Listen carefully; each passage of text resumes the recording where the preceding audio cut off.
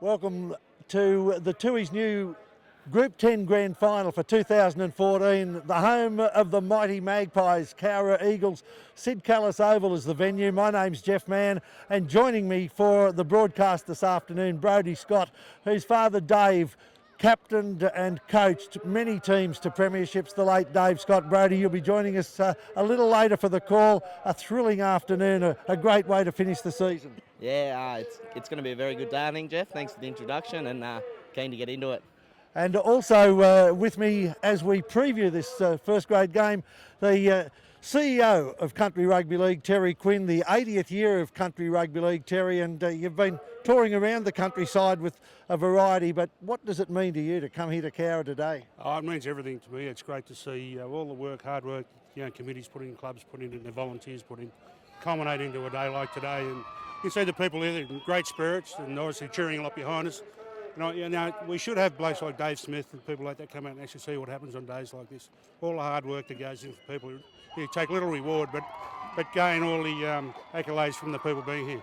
We see the big games played on the big venues in Sydney, but you came out earlier in the season for a dual celebration during the 80th year of Country Rugby League. The Country Origin, City Origin played at Caltex Field in Dubbo, and of course the 1974 AMCO Cup reunion. And you're at a ground where a man who was one of the heroes of that 1974 Western Division team, Greg Fernley, made his name. Okay, yeah, that is true. Yeah, we were celebrating 80 years, and part of that 80 years, a significant event of that was the 1974 EMK Cup win by the Western boys. Unfortunately, I played in the losing side on that day. It's one didn't remind me then. You normally do, but it was great to see and to see Caltex Oval the way it is. It's a magnificent ground. The people turned out, and it just shows that we need that style of football in the bush. If we offer it to them, the people will come and watch it. Terry, you're out at Dunedoo yesterday, a community of only 800 people. It swelled probably to 3 times that yesterday. Green and white, it was painted throughout the day, and a magnificent win. 1967, the only time they've ever won a premiership. Well, I think yesterday was the only time they ever hosted a grand final, and then they won it. It was a fantastic day, and the people were great. There was a real carnival atmosphere, actually, and you're right, I think there's probably 3 times the population in town, and so it would have been a good night in Dunedoo last night as they won the premiership out there, and once again, those things are priceless. To just see the work that goes into little communities like that and what it means to them. And of course, Cowra, a one-team town against Bathurst, the largest centre. At times they've had 3 teams. Competition's been going for over 100 years for the trophy that they're playing for this afternoon. Yeah, that's correct, and it's great to see Cowra get into the grand final, and they work pretty hard, and I believe they come from one of the lower spots, not from the top, to get in there, so they work very hard to get here. I was just speaking to the mayor and asking what it meant to Cowra to have the game here. He said it means everything to the town, and it galvanises the town together, and the support that the team's got and the town's got is fantastic. Brodie Scott, you've got a bit of a dual connection here. Your dad played with Bathurst teams, played with Bathurst and Pats, but your mum's a Cowra girl, and your grandmother will be down here today to support your brother playing fullback for St Pat's. Yeah, it's a bit of a mix of relationships. I think every time we come up here, Grandma doesn't know whether she's supporting Cowra Magpies or whether she's behind the Pats boys. So that's always a bit of a laugh, but Mum did bring over a blue and white jersey for her to don today, so hopefully she'll throw that on and the blue and whites will get up. Well, I mentioned David Elvey. David, you've been running around in rugby league for a long time. Started, of course, in Parks and won a premiership, I think, in 1996 over there with Paul Upfield. But you've also captained Bathurst Panthers to victory. Today it's Bathurst St Pat's, but you've already had 1 victory today. Terrific win in the league tag, 2 in a row for your Bathurst Panthers team. Yeah, it is. They've gone back-to-back, the girls. It's good concept, the girls' league tag. It's been in the comp for 3 years. I think it's grown and grown, and I think there's a number of groups now. They've got the league tag girls running around. I think it's good for the clubs and all the groups and divisions as well. So if it keeps growing, it's good for the clubs because the women get involved and it's good to have them in the game. But yeah, we went back-to-back today and went through the season undefeated, so it was pretty pleasing. Dave, you've seen these teams go round throughout the season. It was a thriller-minute major semi-final that Cowra won a couple of weeks ago. How do you see it panning out this afternoon? Yeah, I think it'll be no different. I think it'll be another close one. I think whoever wins, it's only going to be 2 or 4 points in it. I just think whoever sort of settles in the best will most probably get there at the finish. It was Cowra's first one for a while, and Patches, I think they won one in 2008, so a few years ago. But close one, great day for it, big crowd, so hopefully it's a good game of footy. And where do you see it being won? Up front, or is it in the halves? No, I think in the halves, I think both packs are pretty even, but both sides got some pretty clever halves. So I think if whichever halves sort of dominate the most with their kicking game and their direction, I think we'll get home today. Well, one name running around this afternoon, Terry Quinn, is the son of a fellow who played with a lot of clubs in country New South Wales, Bert Gordon, his son Jeremy, who played with some Pats last year, running around this afternoon. Well, that's great to see there's a family connection there, and it's great. You often go to places where father and sons have played in clubs before, and it's great to see that they keep that tradition going. Black and white versus blue and white at Sid Callis Oval, and Brody will be up in the box calling all of the action for the Western Rams Rugby League live streaming. Is something new, something different. Yeah, it's the first time we've ever done it, so yeah, something new, something for the fans who couldn't make it on the day.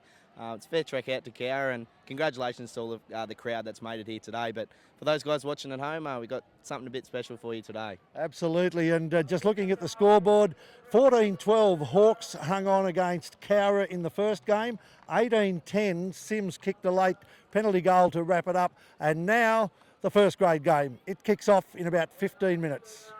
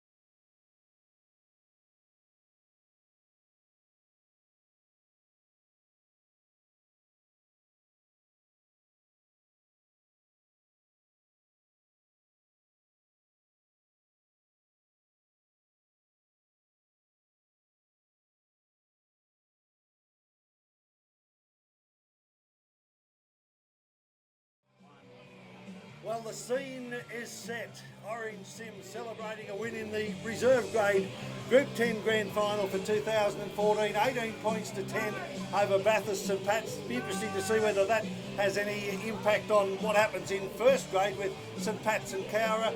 And Cowra going down in the first game, so both teams came with hopes today. Cowra beaten by Orange Hawks 14-12 in the juniors, so whoever wins first grade, it will be the first win for their team today. Brodie Scott is with me in commentary. Jeff Mann is my name, and the first grade grand final, the first time since 1996 that they've played a grand final, or 1995 here at Sid Callis Oval, and that day it was the Magpies against Bathurst St Pat's Penguins. And it was Penguins, and the Pengies were beaten. Brodie, you've done the research, you've got it all in there. And St Pat's and Cowra have played 3 times this year. In fact, 4 if you take in the very first game of the season, the final of the pre-season knockout.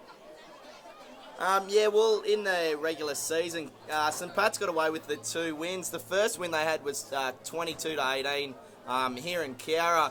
And then the match at the sports ground in Bathurst, St Pat's won 34-16. But after St Pat's had the week off, Cowra came back in that the major semi to get in the grand final, and they won at Carrington Park 22-12. So it'll be interesting to see.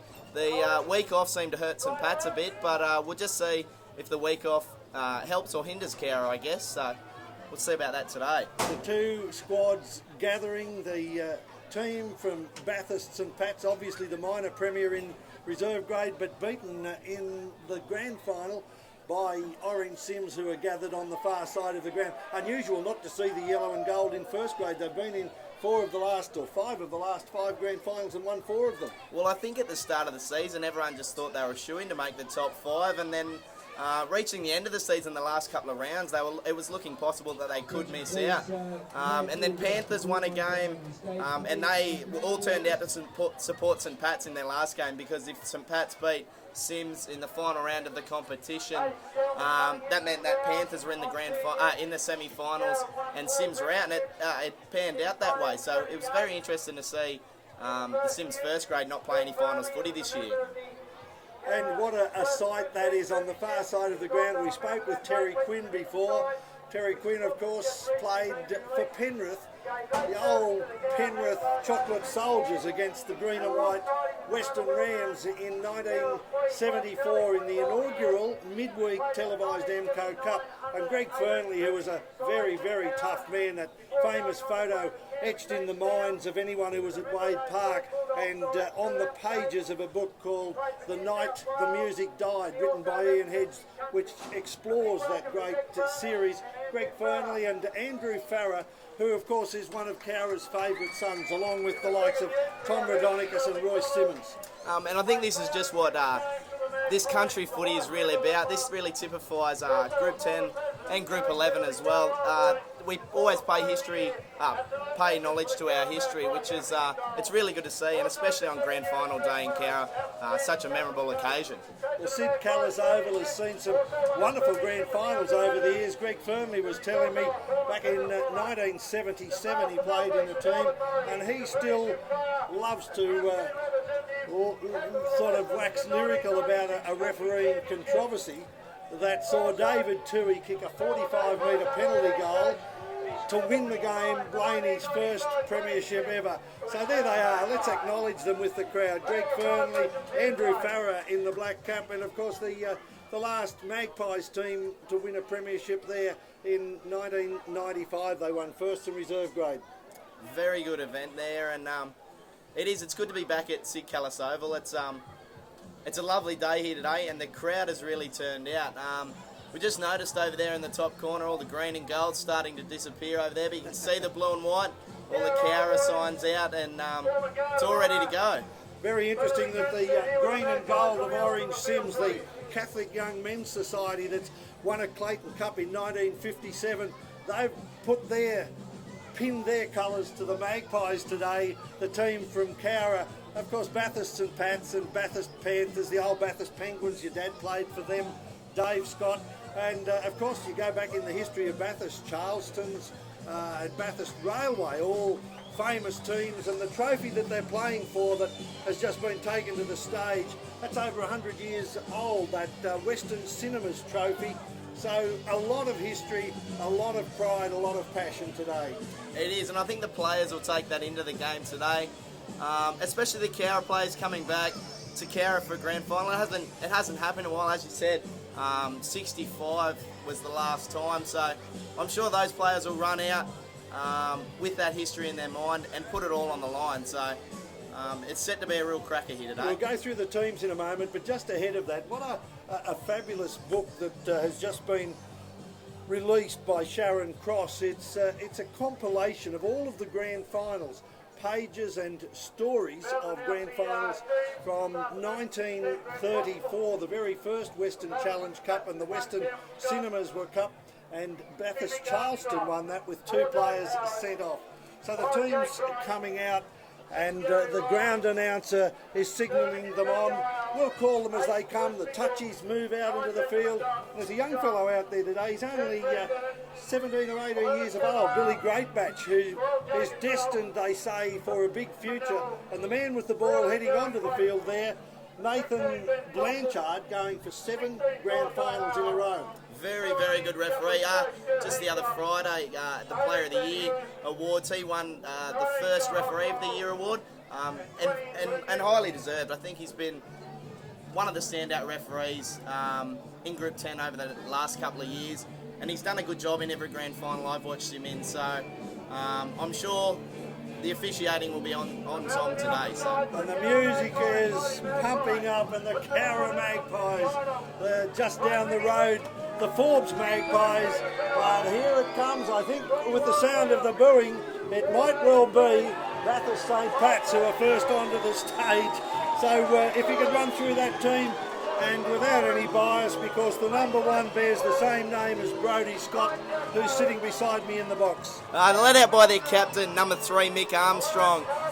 Fullback number 1, Campbell Scott. On the wing, he's in number 14, that's Darren Clayton. 3 is the captain, Mick Armstrong. Number 4, Dave Howard. Number 5 on the wing, Jake Bright. 6, Gary Riley. 7, Antonio Ale. 8, Luke Single. 9, Benjamin John. 10, Brent Dennis. 11, Sepp Ale. 12, Jacob Bell. 13, Cameron Neville. 14, Darren Clayton on the wing. 15, Ben Thompson. 16, Palatine Ale. 17, the coach and the player, Kurt Hancock. 18 is Ben Hughes. 19 is John Hanscom, and number 20 is Luke Newscombe. It's going to be interesting to see how Kurt Hancock uses his bench, because Kurt was a country and a New South Wales residence player in 2004, a very experienced player. He's got a lot of strapping on his ankle and may not take the field. I think a lot will depend on the circumstances. I think that's the plan for him today. He'll see how the boys are going, and if he feels he needs to inject himself into there, he's just a really solid defender. So I think that's what he gives the St Pat's side. Just makes those crucial tackles and forces some mistakes from the opposition at times. So it'll be really interesting to see if he does inject himself into the clash. Well, the Cowra Magpie is on the field. The captain of the team is Ronnie Lawrence. He grew up in Canoundra, but he played a lot of his under-18s and then senior football. Had a couple of years in the Group 11 competition with Parks. But Ronnie is a worker horse. Ronnie Lawrence, lock forward, who can play in the front row if needed. He's not a huge man, but he's very strong. He's got everything, really. And the thing that he does provide for the Cowra side is a lot of offloads as well, which I'm sure we'll see today. He really gives it as a second phase play option, so it'll be interesting to see that today. Gay Hilton will sing the national anthem, and of course the wife of Billy Hilton, and Billy and Bob played a lot of football here in Cowra and in Canoundra. Let's just pause.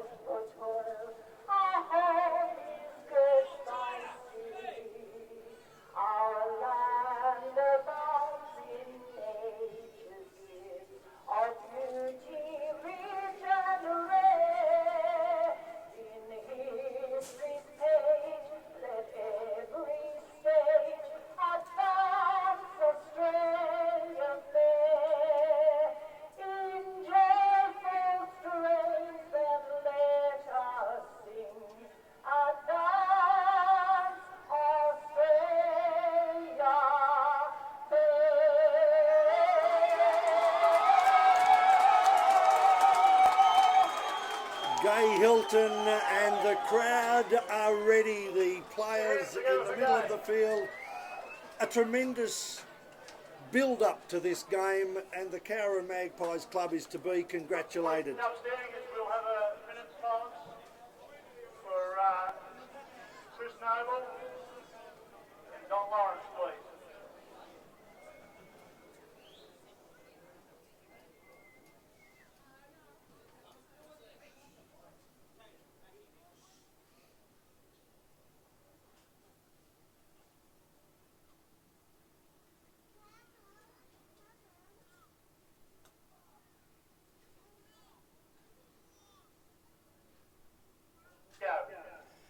A moving moment. I think the whole of Australia has been bound together in this last week. A terrible fire that occurred at Rozelle, and that young man they mentioned, Chris Noble from Canowindra, who played his junior rugby league here with Cowra Magpies. In fact, won a premiership. Ronnie Lawrence played a few games with him, and a couple of the other players out there today, I think 3 or 4 players, Jay McClintock, Warren Williams, were all members of a Western Division team that Chris Noble had been a part of, and yesterday a very moving farewell service held, a commemoration service at his home ground, Canowindra.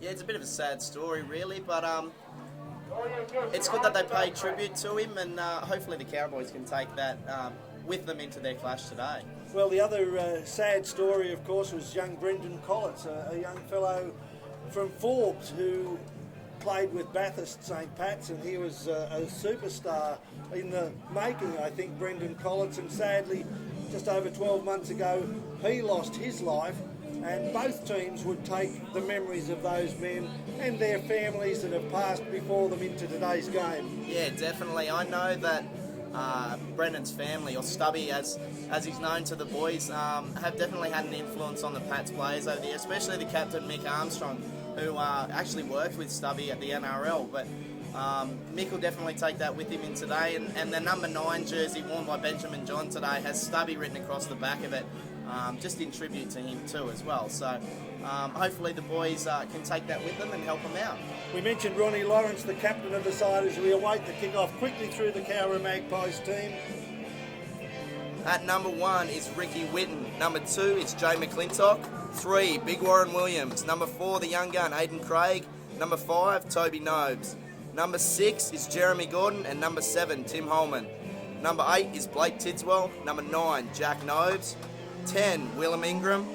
11, Carl Palenica. 12, KJ Wood. And 13, Ronald Lawrence. As the first hit up comes, and it's the big number 10, Brent Dennis, an experienced player, a premiership player in 2008 with the Bathurst Panthers, but it's the Cowra Magpies who have the ball first, and they're hitting it up to William Ingram, and now it's the little halfback Nobes who just burrows his way over the 20-metre line, over the 30, and they're heading back to try and get a good set. I think in a grand final, Brodie, you'd want to just settle the play, get your first 5, a good kick away, and it's going to come now, and it's from the 5/8 Jeremy Gordon, a former St Pat player last year. And the ball caught at the back and brought back by Campbell Scott. He's tackled 30 metres out from the line. He gets to the 30-metre line now. He's tackled just on the 20-metre line, up over the 30 now. And again, it's going to be probably no nonsense here, just rucking their way forward. The old days of 10 minutes of grand final mayhem seem to have gone, but I speak too soon, because as we speak, a penalty coming. I think it might be Carl Palenica who has been called out by the referees, coming hard in that tackle. That might have been yes, it was the second rower, Palenica, who came in with the swinging arm. I don't think there was too much there, just trying to sort each other out. Yeah, I'm not sure what happened there, but the touchies put up his flag and come in, but Pats have received the penalty, and we'll play on from there, I guess. And the first penalty of the game going to St Pat's, just over 40 metres out, and Gary Riley, the man who kicked St Pat's into the grand final with that miracle goal from the sideline last week, a Kiwi who came over mid-season. The coach of the team, Kurt Hancock, told me that he particularly went looking for this fellow. Yeah, I think he did early on in the season. He's a very good young player, plenty of creativity which he adds to the Saints side.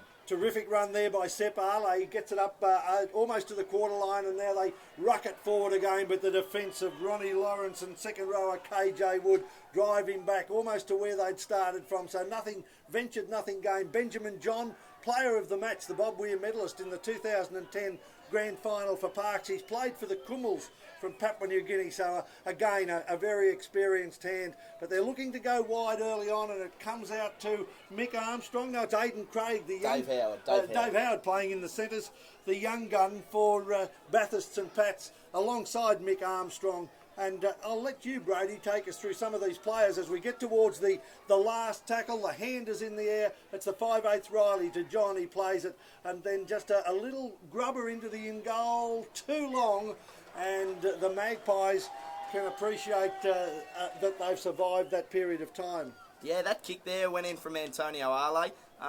He's played a lot of rugby league over in New Zealand, and he's come over to this side and he's formed a really good partnership with his halves partner Riley. Produced some breathtaking football throughout the season. It's been really, really good actually. And the battle of the halves is going to be important. I think we're not going to see too much fancy work early on as the Cowra Magpies just cart it up over the 32. They work it now out to the halfback there in Tim Holman. Played with Bathurst and Pats last year. Started the season at fullback, and Ricky Witten, who's playing fullback today, started at number 7. They've turned it around, and coach Steve Sutton said it's been an interesting change in dynamic as a penalty comes to make it 1-1 for Cowra Magpies, a lifting tackle. But that change in dynamic from the little fellow, Tim Holman, who's just kicked the ball into touch, who started the season at fullback, coming up into the pivotal creative role. Yeah, I think he's one of their star players. I just remember Campbell saying to me the other day, he said, if Pats are to win the game, I think Tim Holman shutting him down early on in the clash, not allowing him to run, is going to be one of the things. So him and Jeremy Gordon, the two former St Pat's players, are really stood up in this Carolina, and the Cowra side's taking notice and following. Blake Tidswell, his brother or cousin, plays Hayden Tidswell with the Bathurst Bulldogs, a country rugby union representative. 4 tackles gone though now, and the Cowra Magpies in front of the post, looking for early points. It goes away, the in and out. And a dummy, a weave, a dive, almost held up, says referee Nathan Blanchard. And I think that might have been young Aidan Craig, was it, coming on the angle? Definitely. Tim Holman taking the ball across field, finds Aidan Craig, nearly in it for a try, but just held up. 5th tackle, let's see what the play is here. They're going to run it wide, it's gone across. The 5/8 kicks it Jeremy Gordon into the in goal, and some work to be done here by Bathurst and Pats. And the fullback Campbell Scott is cannon to the ground, a good deep in-goal area which gives the kickers plenty of place to aim for. Brilliant kick there from Jeremy Gordon. He's just got that nice touch on the ball. He set it up nicely, and Campbell's had no option there but to grab the ball, try and get out, but strong defence from Cowra early on. And Campbell Scott, the fullback, that first touch of the ball, or the first touch, the fact that he got tackled in goal wouldn't be playing on his mind, just the fact that he secured it, and he's got the feel of the grand final now as prop forward. Tidswell hammers it forward again, and the St Pat's defence comes in numbers. Prop forward there, Brent Dennis, the experienced player. But Cowra, they're milking some metres here up over the 30-metre line now, only about 22, 23 out. Little dart out of dummy half by Nobes, but that's gone nowhere. The Bathurst St Pat's defence have seen him coming, and the Saints are looking to hold their line as Holman again goes left and then back on the inside to KJ Wood, a young fellow with a big career in front of him from all reports. And again it's Holman. He's touching the ball in every set, and he's palmed off 1, 2, 3, a little bit of a step, and then Benjamin John says, "You're not going any further, little fella," and puts him to ground. And on the 5th tackle, a second set. Are they looking for the wide ball? They are, and it's gone out to the winger who steps beautifully, number 2, Jay McClintock. But the referee's called it back. It was a super pass. It was a wide pass. I'd be interested to see that one on replay. But a wide pass, it looked good to me.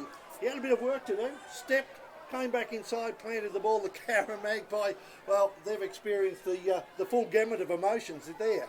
Yeah, I think that pass, I thought from Jeremy Gordon, that pass looked exceptional. And then McClintock stepped around the winger and scored in the corner, but wasn't to be. The referee's pulled it back.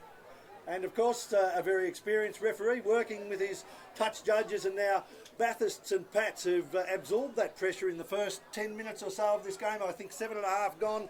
They have the opportunity, and again it's to the second rower, Jacob Bell, who takes it forward, looking to go a little bit wider, but the ball gone to ground, and coming across to pick it up is Carl Planica. So a mistake early on. They wouldn't want that, but they're having to do a lot of tackling, and on a hot day on this field, that can be a bit of a tough one, Brody. Yeah, it's a pretty dry pitch out there today, but you wouldn't want to be doing too much defence. You'd want to be soaking it up a bit. As we see a knock on from Cowra, neither side would want to do more tackles than they have to today. It takes the wind out of the sails a bit, I think. Yeah, for sure. And that was William Ingram, one of the big men to do it. There just seemed to be a little bit of a mix-up there, and he received the ball, never really had control of it, and tried to hold on in the collision, but the ball went to ground.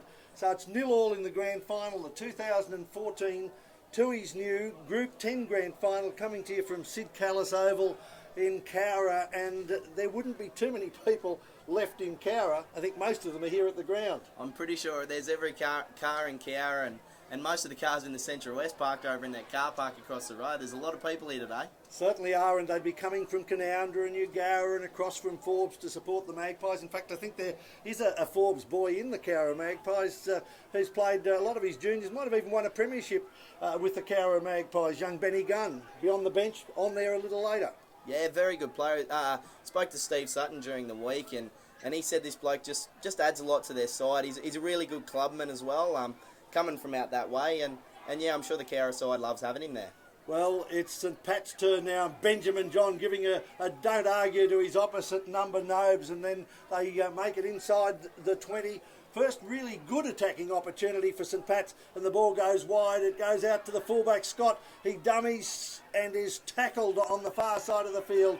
Fifth tackle. What will it be? Gary Riley is renowned for his kicks, but it's going to be the halfback, I think, that's put this one up. Antonio Ale. It's gone high. It was taken in goal by Cowra, but the referee has got St Pat's offside, and that too would be a bit of a pressure relief for the Cowra Magpies. Yeah, I think as that kick came down, a couple of the Cowra boys have sort of called the Pats bloke offside. Cameron Neville there, as he's gone up for the ball, the Cowra boys have screamed he's offside, and the referee's picked up on that, which is a real credit to the ref. He started well. And here they come, and it's that man, the second rower, Planica. He loves it tough. He gave away the first penalty, and that hasn't been forgotten, and there's a little bit of push and shove. He's not the biggest man, Carl Planica, but boy, he's got a big heart. He always wears his heart on his sleeve. He's my age. I remember playing against him in the juniors, and really strong fend on him, and he holds his own in first grade for a young bloke. And the penalty coming, I think that's 3-1, perhaps in the penalties now. The Cowra Magpies again down inside the red zone, and they take it forward. And these big Bathurst and Pats forwards are having to do a lot of work, as Ronnie Lawrence, who played for Western Division as a prop forward, playing at lock forward today, takes it within 22 metres of the line. Again, it goes to Holman, who's doing as much as he can to work it. And look at the step on this little fellow, the fullback. It's Ricky Whitten, who started, as I said, as a halfback, but he's very slippery on his feet. Big Warren Williams, who's been a major try scorer, almost going straight through the middle there. KJ Wood pulled down a metre out, goes to Nobes. A wide one to the halfback Holman, and then it goes out to Gordon, who just slips the ball back in, and the little halfback following through, chips across. Oh my word, is that a try? I think that the referee, Nathan Blanchard, will call it that way, and it's the winger on the far side. I think McClintock, we gave the first one to, it was a no try, but Toby Nobes coming across on the far side. What a perfect gem of a kick.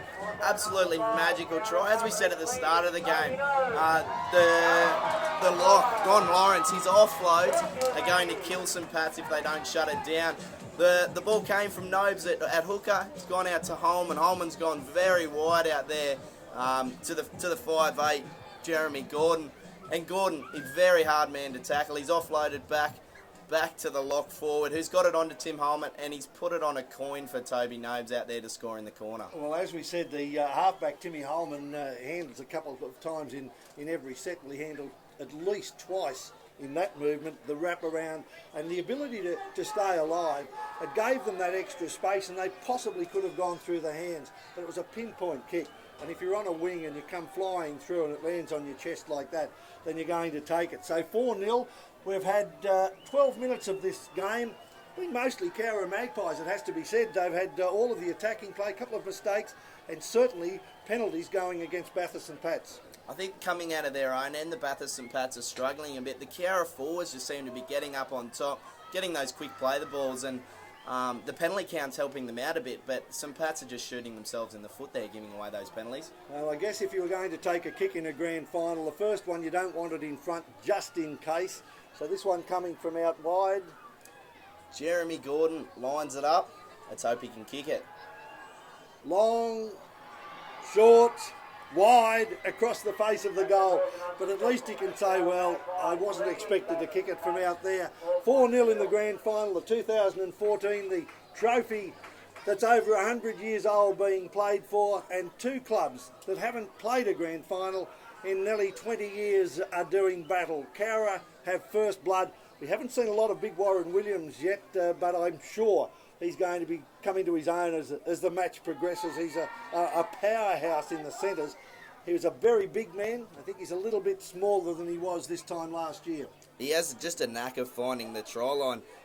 In their round 13 clash, Williams scored 2 tries, and then he scored one in the semis as well. He's been devastating for Cowra this year, and really wreaked havoc for St Pat's whenever they played him out on that left edge. Well, Ingram took the ball forward the first time, and then Holman just darted out of dummy half, and now it's Nobes in a dummy half on the back of Ronnie Lawrence's run, and once again just taking it almost to the 40-metre line. He's certainly pumping for a 40-20, but he's well inside, and a good chase by this Cowra Magpies team, buoyed on by a huge crowd here at Sid Callis Oval as Bathurst take it away from their own line. It's taken by the fullback and given out to the winger Jake Bright, only a young fellow with plenty of future. Big future. Jake Bright's actually won an under-18s competition back in 2012 with a couple of the other boys, the winger Darren Clayton, the fullback Campbell Scott. They won that grand final back in 2012. Very good game. But yeah, big future ahead of him in rugby league, Jake Bright. Brent Dennis takes it to the 40 and then to Benjamin John, and it goes out now to Riley, and he's inside the red zone. Puts it down to fullback, but an easy take there for Ricky Whitten, and he just goes across, offloads on the inside to the try scorer, Toby Nobes, who takes it out almost to the 30-metre line, and again we'll see this pattern. They'll take it in close, I'd imagine, for 3 or 4, and then look to drive it back down. Really making the St Pat's defence work hard, especially at the ruck. They're just so quick at getting back to their feet, getting those quick play the balls. As we see Ron Lawrence, they're working hard to get back up. 4-0 in the grand final, and again it's that pattern, one of the forwards and then the little fellow. It's either Holman or it's Nobes, the hooker. 2 Nobes boys in here, Toby on the wing, the try scorer, and Jack Nobes, the hooker. And this time it goes out wide, but an intercept taken, and this could be the answer. That's Gary Riley. We talked about his kicking game. We talked about him destroying Cowra the Mudgee side on the bell last week. But today, he's taken the intercept and he's gone 60 metres. Referee Blanchard points to the spot, and it's 4-all in the grand final. Absolutely magical stuff there from Gary Riley. I can't count the number of times I've seen him do that this year.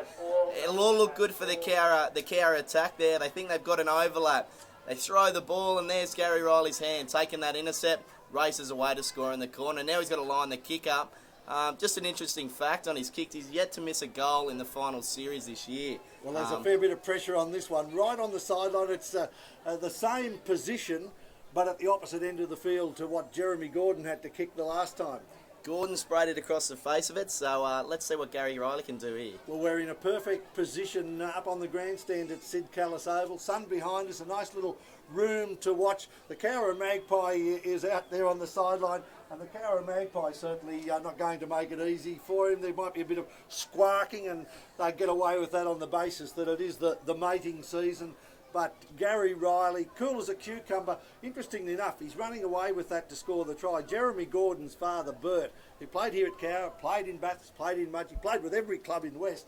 He was a specialist at taking the intercept. But let's stay with Riley. Lines it up, deep breath, this crouch that I think Johnny Wilkinson from the British Rugby League team made famous. A couple of little steps to the left, and there it is.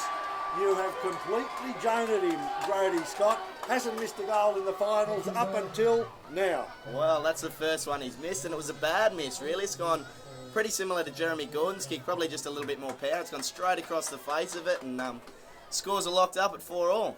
Well, it's interesting, we're not getting a lot of wind up here, but if you have a look at the streamers down there behind the bench for the Cowra Magpies, there's a fair bit of breeze, and you could see it on that one. It certainly did blow that way, and let's see as this one goes into the air, and a kick-off that's becoming fashionable these days, that very high kick-off down into the corner rather than the flat long one, and now Bathurst and Pats, who've equalled it up at 4-all after 18 minutes of the game, and it is no difference between them as Ronnie Lawrence trying to get up off Brent Dennis. It goes across to the head-geared little number 13, Cameron Neville.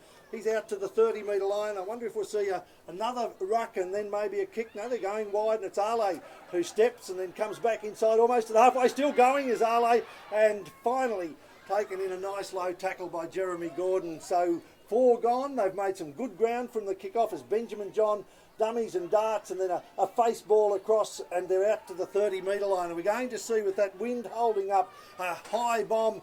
Gary Riley is going that way, but it's not holding up.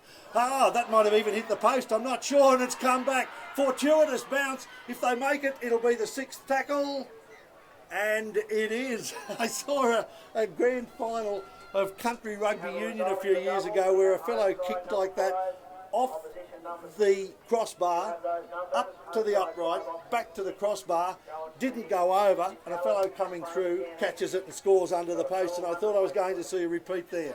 You wouldn't read about that on grand final day. Big Luke Single thought he was in for another try, and the Cowra defence has held him up. And Ronnie Lawrence took it out first, and again they get it, and that's good. 2 good runs coming, and that one, the other prop forward, Tidswell, is it, that's taken it? No, the big Willie Ingram, who is probably getting to the point of the game now where Coach Steve Sutton would be thinking about making a couple of changes, as Nobes gives it to Holman, and then it's Lawrence again darting back, but this time well held by Benjamin John down low, and Dennis over the top. Goes wide from Nobes.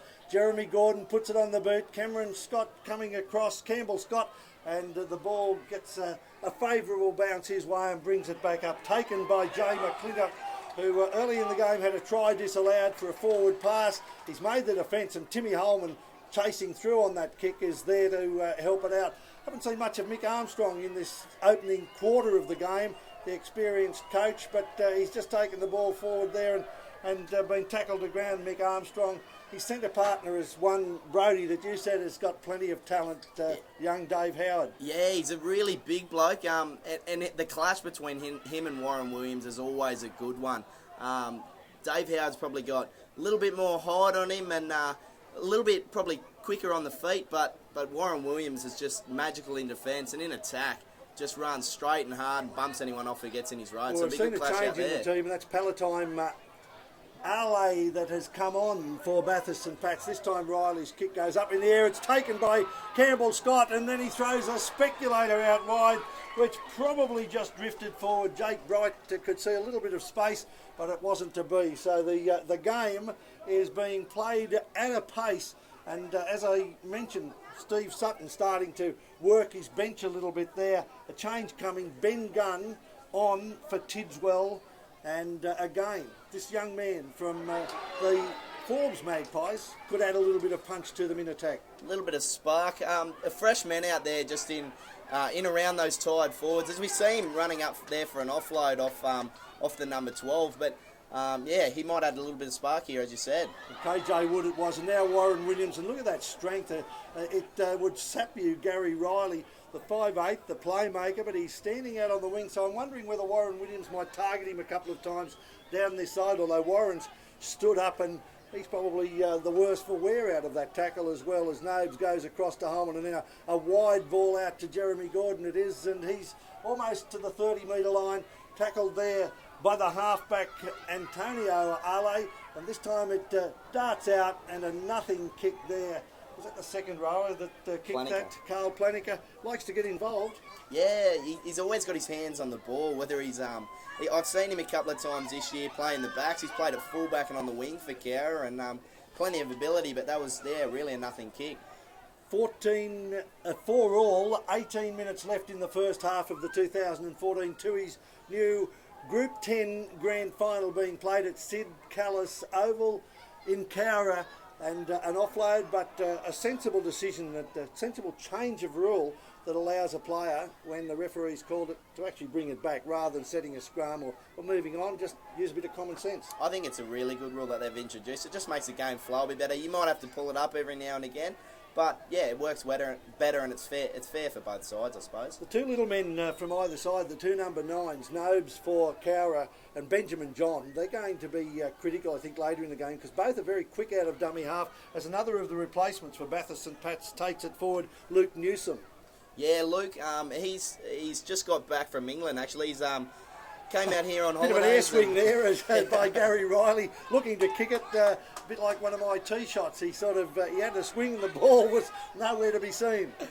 Yeah, it wasn't a very good kick. Kind of let the Cowra defence off there. Just as I was saying, Luke Newsom's come back from overseas. He's from England, and just before he went back home, he trialled with the South Sydney Rabbitohs, and from all accounts he went pretty well down there, but we see a penalty to Cowra for offside. Would you call that one a crowd penalty? Certainly the sound started to rise from beneath us. We're in the Magpie quarter.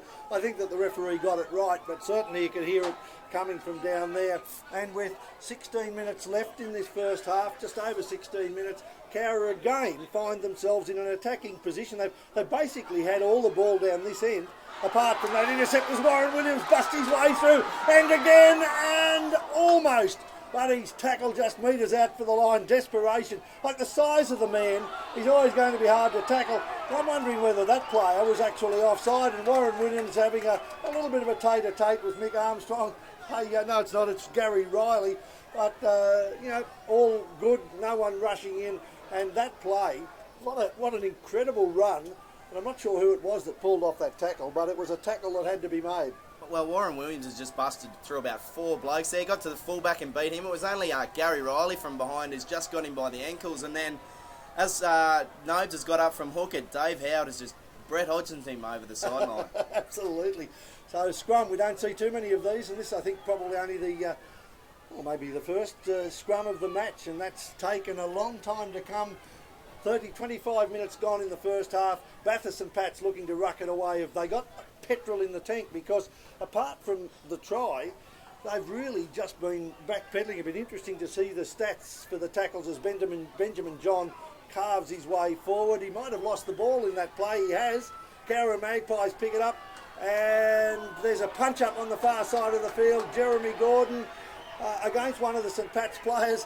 Meanwhile, the Cowra Magpie number 4, well, he's just continued on. He's juggled his way down, still got the ball. He's going to wait and see what the referee does. But in the meantime, we've got the number 4 just about to plant the ball beside inside. He's put the ball down, number 4, Aidan Craig.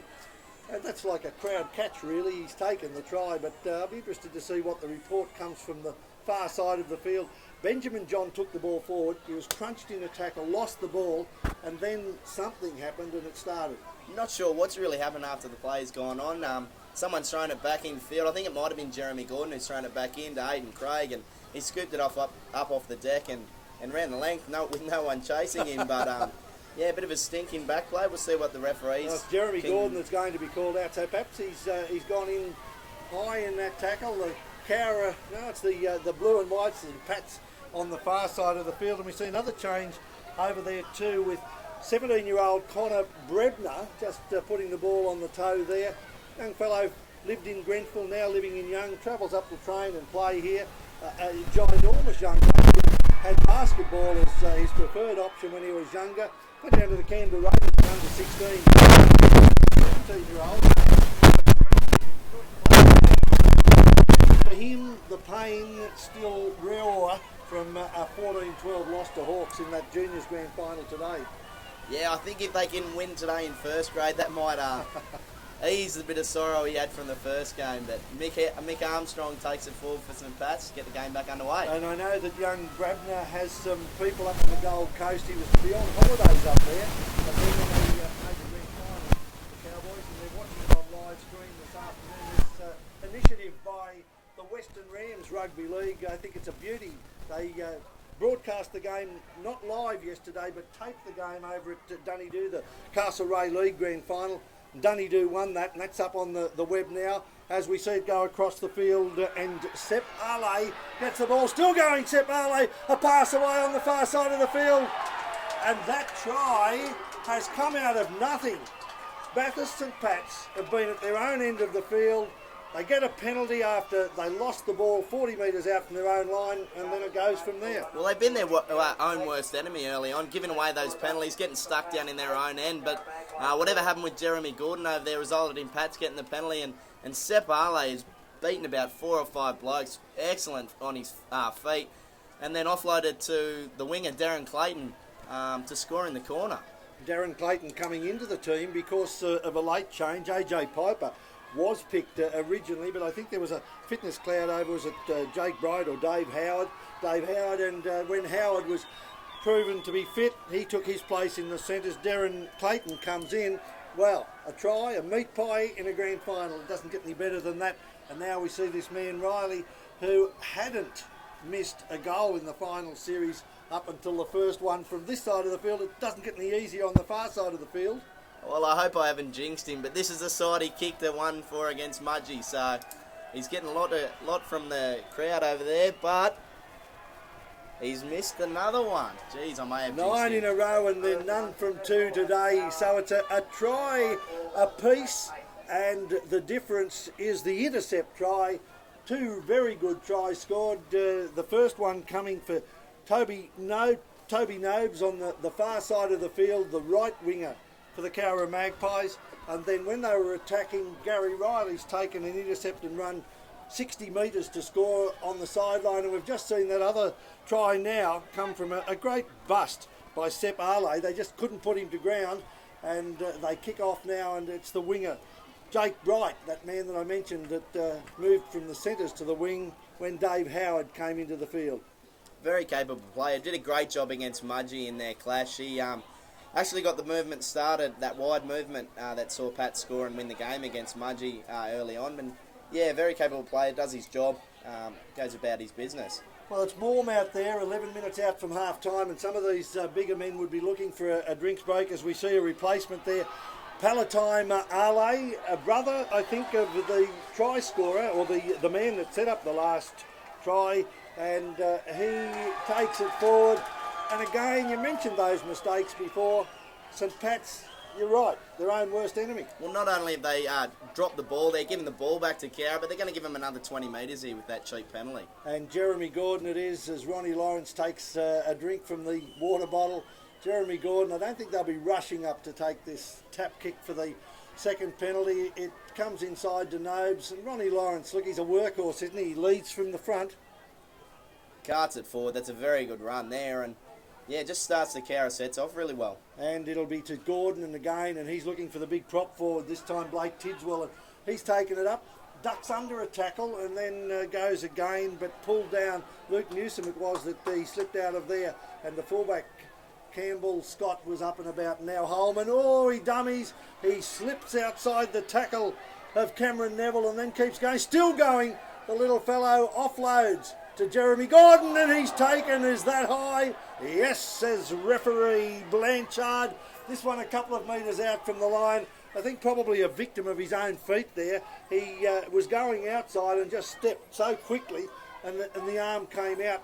But again, 1995 grand final, I reckon we would have seen a huge all-in brawl if that happened. I think times have changed a bit. Yeah, he sort of just stepped back across and caught a bit of a careless arm. I don't think there was any malice in it, but yeah, Cowra going to receive the penalty nonetheless. Well, this first 33 minutes of the game has been quite intriguing and certainly energy sapping. All of the players, every time there's a bit of a hold-up in play, are getting plenty of water into them, and they'll need to do that. And I don't think they'll mind if Jeremy Gordon sits down for a little while here so that they can all get the breath, but particularly Bathurst and Pats, who seem to have been spending a lot of time facing the black and whites coming at them in attack. So far, they've only coughed up one try. Yeah, I think they're pretty happy with getting a little bit of a break there as Matt Tilley runs them all out some water.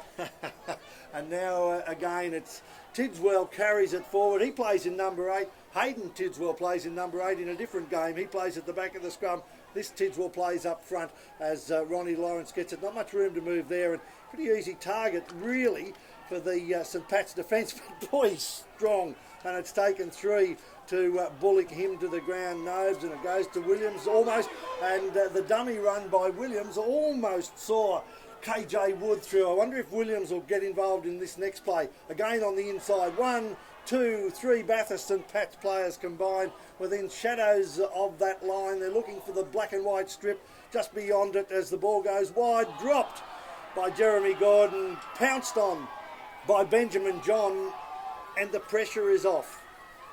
They've just got out of that, I think, St Pat's. That play where Warren Williams went through, I think everyone thought he was getting the ball, and to see KJ Wood come out with it, the Pats defence didn't know what to do, but they scrambled well, pulled him back down, and thanks to a drop ball from Jeremy Gordon, they're back with the pill. And Warren Williams, that second play, the inside play, I think that was sort of well orchestrated and certainly well read by the St Pat's defence. And now the St Pat's forwards just taking the ball out. Ben Gunn that was in there in defence. And look at those feet of Riley, who took an intercept and he's now over the 40. He's looking for the support player. He's gone on his own. He did have players there. He had the 20 in Newsom with him. Got to his feet, not held. Again, it goes out wide. And here's the man that came on as a replacement winger.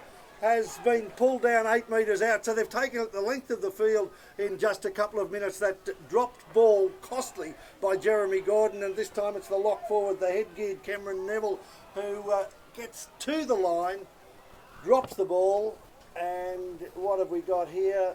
It's a knock on by Cowra, and I think referee Blanchard is going to pull this one out. And the scrum feed could well go. It is going to Bathurst and Pats. That's a huge call so close to the line. Yeah, I'm not sure what happened with the ball there, but Pats got down in that end through a nice bust through Gary Riley. Just the footwork on the bloke has got him through.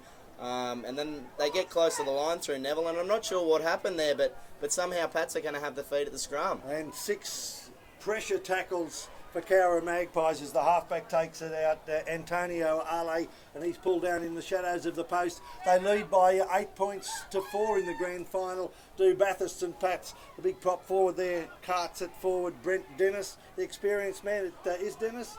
No, yes, it's Newsom. Newsom, the replacement. I saw the 0 and not the 1, and now Benjamin John, but he's well held by Warren Williams, who says you're not going anywhere. The battle of the Giants. This time they go across and they take it down the side, the short side, and the number 4 has taken that in. Dave Howard, referee has a look. No, he's been held up. I thought he might have been able to spin, but the referee and the in-goal touch judge and the touch judge all right on spot. 4 tackles gone, and Bathurst St Pat's will play the ball again. Warren Williams looks to be struggling with, I think, a thigh or a leg, certainly a leg injury. And he's just limbering out on this wing as it goes across the field. And the halfback, Ale, dummies, pushes off Jeremy Gordon, gets a ball away that goes to ground. And referee Blanchard says that that's a forward pass. So that, too, is a pressure relief. And now it's Dennis that's coming back at Newsom that's come from the field. And Brent Dennis, number 10, going back out onto the field. He started strongly, and maybe he'll be given this last 5 minutes by coach Kurt Hancock. The captain coach of the side hasn't taken his place out there, and I'm not sure whether he will. They've used, 3 replacements already, Bathurst and Pats, and a couple have been on the field for the Cowra Magpies, who ruck it away from their own line now through Toby Nobes, the try scorer, coming in to give a little bit of a relief to his forwards. And again, the Bathurst and Pats defence, I think, has improved as the game's gone on, but it would too if you've been doing as much as they have. Well, definitely. They've had plenty of practice. Just another interchange out there. We've got Ben Hughes at fullback and Campbell Scott's come up into the second row. I think that was the plan early on. Campbell was saying to defuse a couple of early bombs and a bit of aerial raid from Cowra, and he's up in the second row, and Benny Hughes is out there at fullback.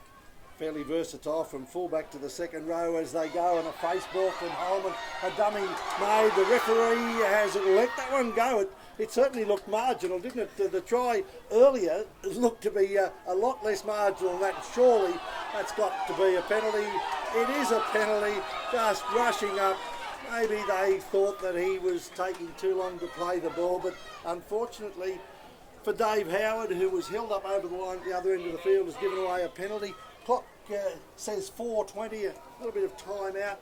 And I would think Warren Williams is a really pivotal player for Cowra Magpies, is in all sorts of trouble with a leg injury. Yeah, he's gone down. The trainer's not paying much attention to him, actually. He must keep pushing him away by the looks of things.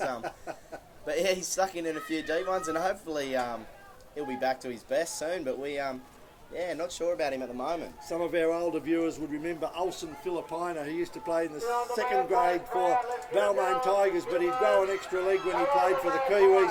I just wonder whether Warren Williams is going to do an Olsen Filipina and come alive in a moment as Ben Gunn gets it across and Tidswell is taken 12 metres out in front of the post. They trail by 4, the Magpies. This time to Gordon. He's made a couple of mistakes. One of them led to a try and the second one to a penalty, which ultimately led to a try. So he's got a bit of ground to make up, and 3 tackles gone. It goes to Nobes, and a wide ball out to the halfback Holman, who scurries back inside, puts the ball on the boots, and it's tapped dead in goal. And again, Gary Riley, the man with the magic feet, the man that came out from New Zealand with a reputation as a fine stepper. He's a very good touch player.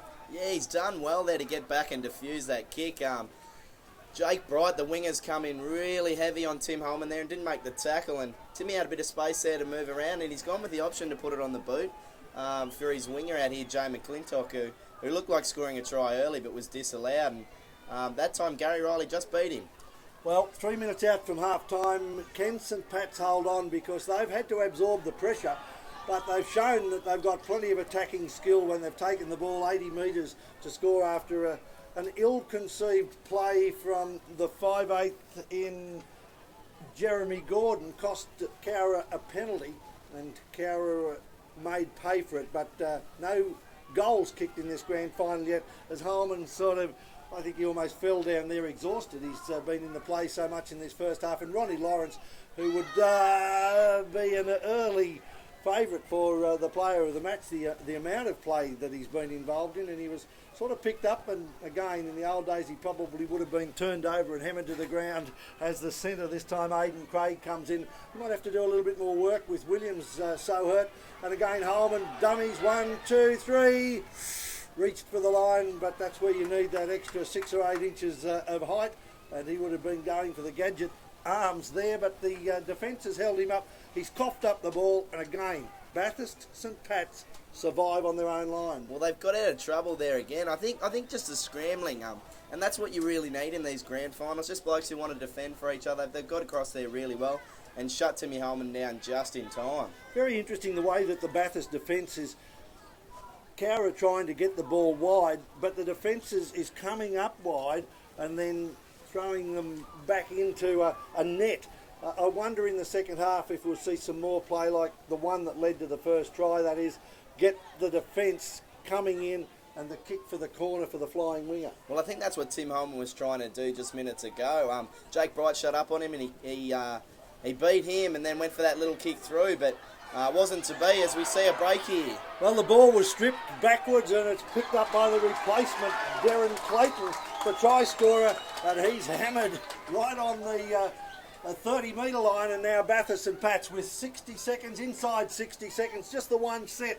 I wonder if at 8-4, if they don't score a try, if they go for a field goal here, it could be crucial in the end. Well, I think Gary Riley's kicked one this season, but he might be setting up for one here. We don't know what's going on. Well, they're certainly looking to go that way. It's not being played very wide as Palatine Ale takes it up 10 metres out, and Benjamin John darts out of dummy half, and yes! Gee, I thought he was going to be short of the line, but that's why this little fellow who played for the Papua New Guinea Kumuls is worth every bit of weight that is given, because he's not the biggest man, but he's a strong man. He is, definitely. He's made the Cowra defence pay there. Palatine Miley busts through. Looked for a little offload. There was no one there, so he's hit the ground, really quick play the ball, and that's what Benjamin John loves. He loves those quick play the balls where he can get straight out of dummy half and just attack from there, and he's really good on his feet, and as he's shown in that last little bit, so strong and can find his way over the line. When you think about it, the championship minutes, and this is what it was. Cowra had the ball, they needed to count the clock down, they lost it, and they've been made pay, and twice it's been the Ale boys that have put them on the back foot, and that this time we didn't give you an opportunity to put the Jonah on Gary Riley. This time he took 2 steps and banged it over. So 8-4 critically becomes 14-4 going into the break, and I know that both teams will be looking forward to just having a drink, having a sit, getting some composure, but you'd have to say that if you were watching the game and doing a spreadsheet on it, your chart would show Bathurst defending, Cowra Magpies on attack, but they've got nothing to show for it. Yeah, well, really, the Pats' defence has probably won that first half. The Cowra side have had a lot of the possession and a lot of the field position as well. They've been down on the attack most of the game, but the Pats' defence have held strong. Certainly been a frantic first 40 minutes, and just looking at the try scorers, there was an early no try to winger Jay McClintock, who received a lovely wide pass, stepped inside his opposite number and planted it, but was called back for a forward pass. But then on the opposite side of the field, Toby Nobes scored, and that was a spectacular try. It was really good work. Just the vision from Tim Holman has really allowed that try, I think, to Toby Nobes. Well, that was the only points for them, and then the try scorers for Bathurst and Pats, Darren Clayton came on, and after a magnificent almost length of the field break, probably 60-metre break, scored a try, and that was after Gary Riley had run 60 metres, taken an intercept. The 2014 Grand Final, half-time time for us to take a breath with the score 14-4 in favour of Bathurst and Pats.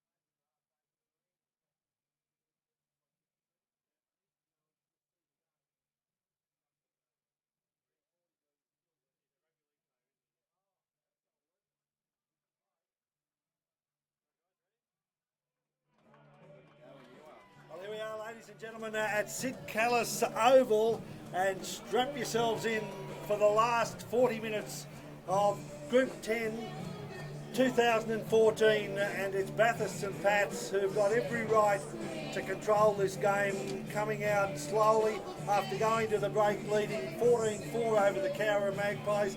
It would have seemed in that first half, for the defence that they had to do, that it would have been a reverse scoreline, but St Pat's certainly showed plenty of composure. A couple of big tries, Brody Scott, and now it's Cowra who have it all to do. Yeah, I think in the first half, St Pat's have definitely got away with it. They would have enjoyed their break in at the Sheds. They would have been well deserved, I think, with that 14-4 scoreline. So let's get ready for the second half. Absolutely, and there's Cowra Magpies. There's some people that have an affinity with Forbes in this team, and a couple I know that are watching this live stream on Western Rams television. Aaron Tilley and Bucko Burton up in the Northern Territory watching the game, but it's going all around the world. And one of the players that came on is Benjamin John.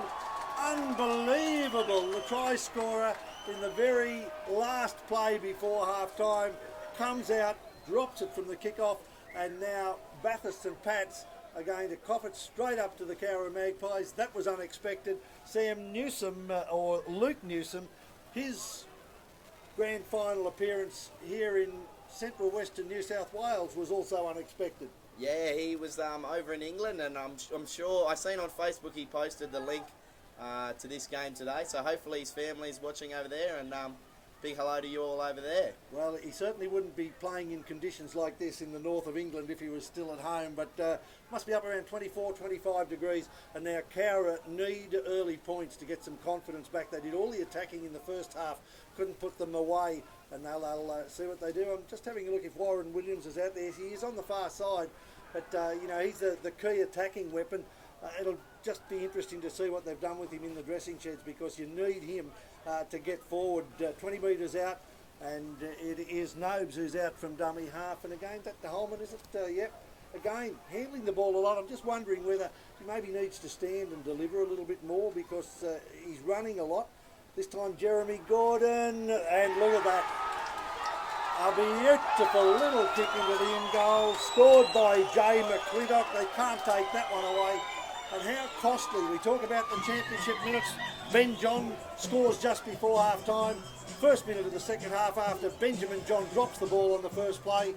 And Cowra Magpies have got the perfect start. Well, he coughed it up on the end goal. It didn't look like a confusing kick at all. It was pretty high, but he's taken a couple of them comfortably today. I'm not sure what happened then, but he's dropped it in the end goal. And from the dropout, the Magpies have gone through. Jeremy Gordon putting, again, like in the first half with Holman to Nobes, from Gordon over the wing to McClintock was just pinpoint for him to score over there. So good start for Cowra.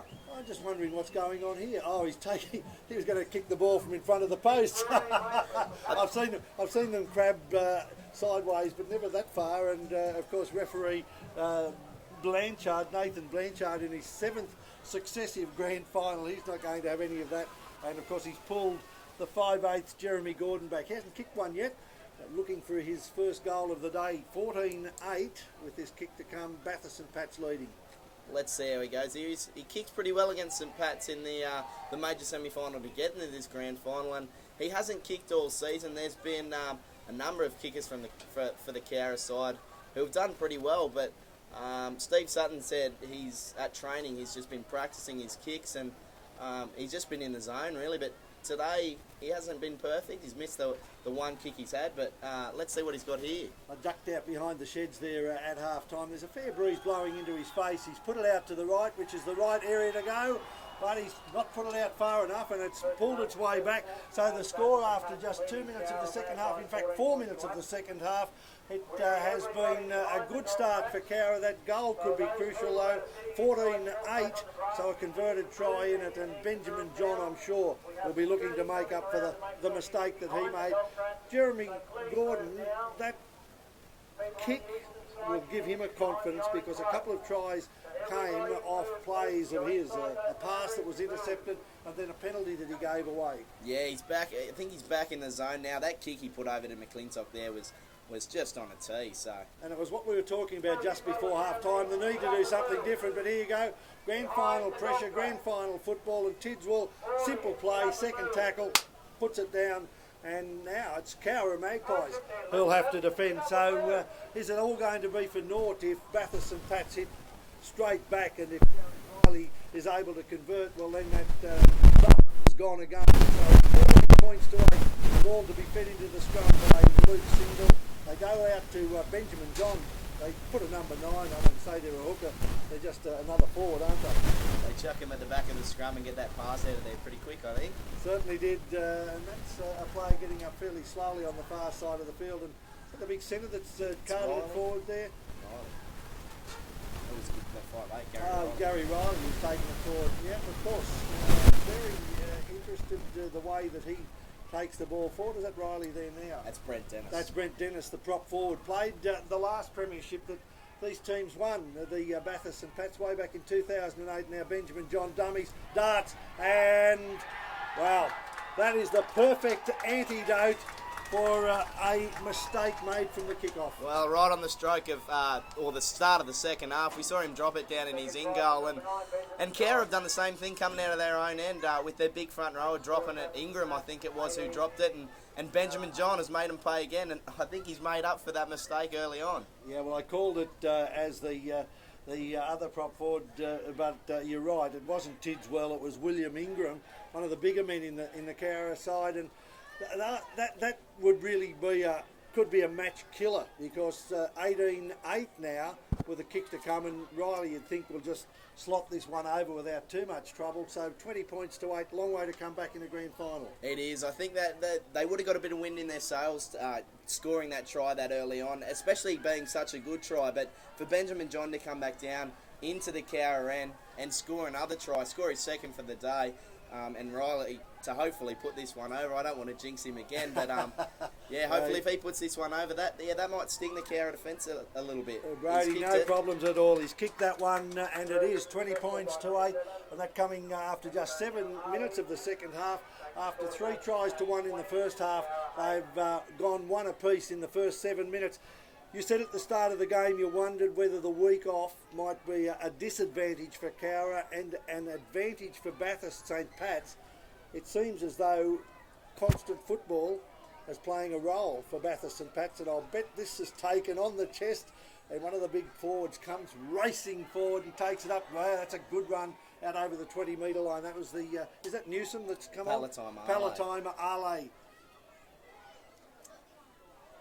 Just see down on the bench there, Luke Single's warming up. Not sure what the motive is behind bringing him on so early in the second half, but he's got the number 5 replacement there. He's coming on in the forward pack, I'd say. It's an interesting change in the lineup, and now Bathurst look to go wide, and of course they've got Warren Williams out there. They know that they're almost on one leg, so whilst he's a block-busting defender, he's got to be able to get to you, and I just wonder whether they will play more to that right-hand side, the right-hand attack, Bathurst St Pat's in the second half as Benjamin John gets out. Wow, he might have dropped the ball, but he shows he's got a few more skills. A lovely little kick that just buys them certainly position. They won't get the ball back, but they're in the right end of the field, and look at the forwards now. They were running to those early scrums. Now it's a very slow walk. Well, they would have enjoyed that in the first half. I think his forwards would be asking him why he didn't do that in the first 40, but he's put it out there, and Cowra have got to work it out from their 10-metre line now, so it should be interesting. Absolutely. 8 minutes gone in the second half. An early try coming virtually from the kickoff. A mistake made by Benjamin John, dropped the ball, and that allowed Cowra Magpies to put a try on the board. A lovely kick cross field that Jay McClintock, the winger, fielded and scored. Wasn't converted. That got them back to 14-8, but then they made a mistake. Bathurst and Pats scored, and now Bathurst and Pats holding the ascendancy with a 20 points to 8 lead as they cart the ball forward through Blake Tidswell up to the 40-metre line. He's been honest all afternoon, Tidswell. He's been very good. Of course, headaches to the Pats defence, but he's taken it up and chews up a lot of movement whenever he goes. Yeah, good defensive set there by Bathurst and Pats, and this time Jeremy Gordon looking for the long kick, but it's easily taken on the far side of the field by Jake Bright, who comes back, is tackled and then pushed back in defence a couple of metres out from his own 20-metre line. easily have coughed up a penalty there. He's been sent back again. Good refereeing by Blanchard because he was trying to crib some yards there, Jake Bright. He's been very consistent with his calls, I think, Blanchard, but yeah, I'm not sure what Jake Bright was going on there. I think he was milking the penalty a bit, and I think we might have a drop ball and maybe a bit of biffo of too. frustration and just, I think, holding the ball. They might be claiming Bathurst and Pats that the ball was stripped, but it was only a one-on-one tackle, so even if it was stripped, well, you're allowed to do that. So a game that's starting to become a little bit scrappy. The first 8 minutes of this, 10 minutes now of this second half, clock is ticking fairly quickly. Cowra need, you would think, to get a try fairly soon if they're to stay within range, because if St Pat's get over the line again, it could be all over Red Rover. Touch judge coming in from the far side. Blanchard over to have a chat. Very level-headed man, only young man too, Nathan Blanchard. Yeah, he's not sure what's happened there, but he's clarifying he was on top of it and his touch judge was right on top of it as well. So I'm sure whatever they make, it's the right decision. But they're calling someone out. It looks like Jeremy Gordon. Maybe it's not And Jeremy he's- Gordon. and I don't he's know who. put- It's yeah, not Jeremy well, Ronnie Gordon. Lawrence has come out, but whether he's just the captain to be spoken to there. It was It's Holman. Holman, the halfback. Well, he's been involved in every play, the little halfback. Maybe they need to send him back to fullback and put him in Coventry just for a little while to curl it down, because he's certainly given it his heart. And you know what football's like. The Bathurst and Pats boys against their former teammate, there'd be a fair bit of yap going out. They're just reminding him what the score is. Yeah, nah, definitely. I'm sure the Pats boys would be reminding him who's in front on the scoreboard. There's no doubt about that. Well, Tim Holman is one and goes straight to his nose, picks it up. They would have, at this point of the game, I'm sure, in regular season, looked to Warren Williams to have a lot of involvement in the play, but he's been very quiet. Aidan Craig, the young fellow there, who would have gained a lot of confidence through the year, is having to do some of that legwork. Yeah, he's a very good player, Aidan Craig. He actually captained the Western Rams under-18s, I think it was last year, and captained the Cowra side. They won the under-18s grand final last year, and just a very, very strong player, and pretty smart as well with the ball in hand. Can set up his winger, Toby Nobes, for a And few look how tries. damaging that run was from Warren Williams as Nobes gets it. And Williams again steps off his right foot, goes back to the left. The pass was grabbed. I think he probably knocked it on, but even if he didn't, the winger on the far side has been pushed into touch.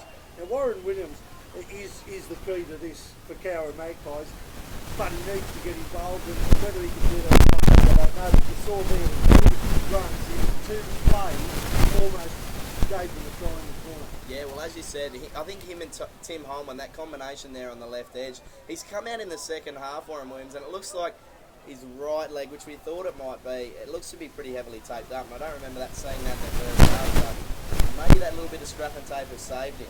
And Antonio Ale feeds it, and now Bathurst and Pats, I would think, on the back of a couple of plays. I wouldn't be surprised if Gary Riley doesn't go early here. He's got a long kicking game, and they'll want to play down at the Cowra end of the field as an offload comes, and is that the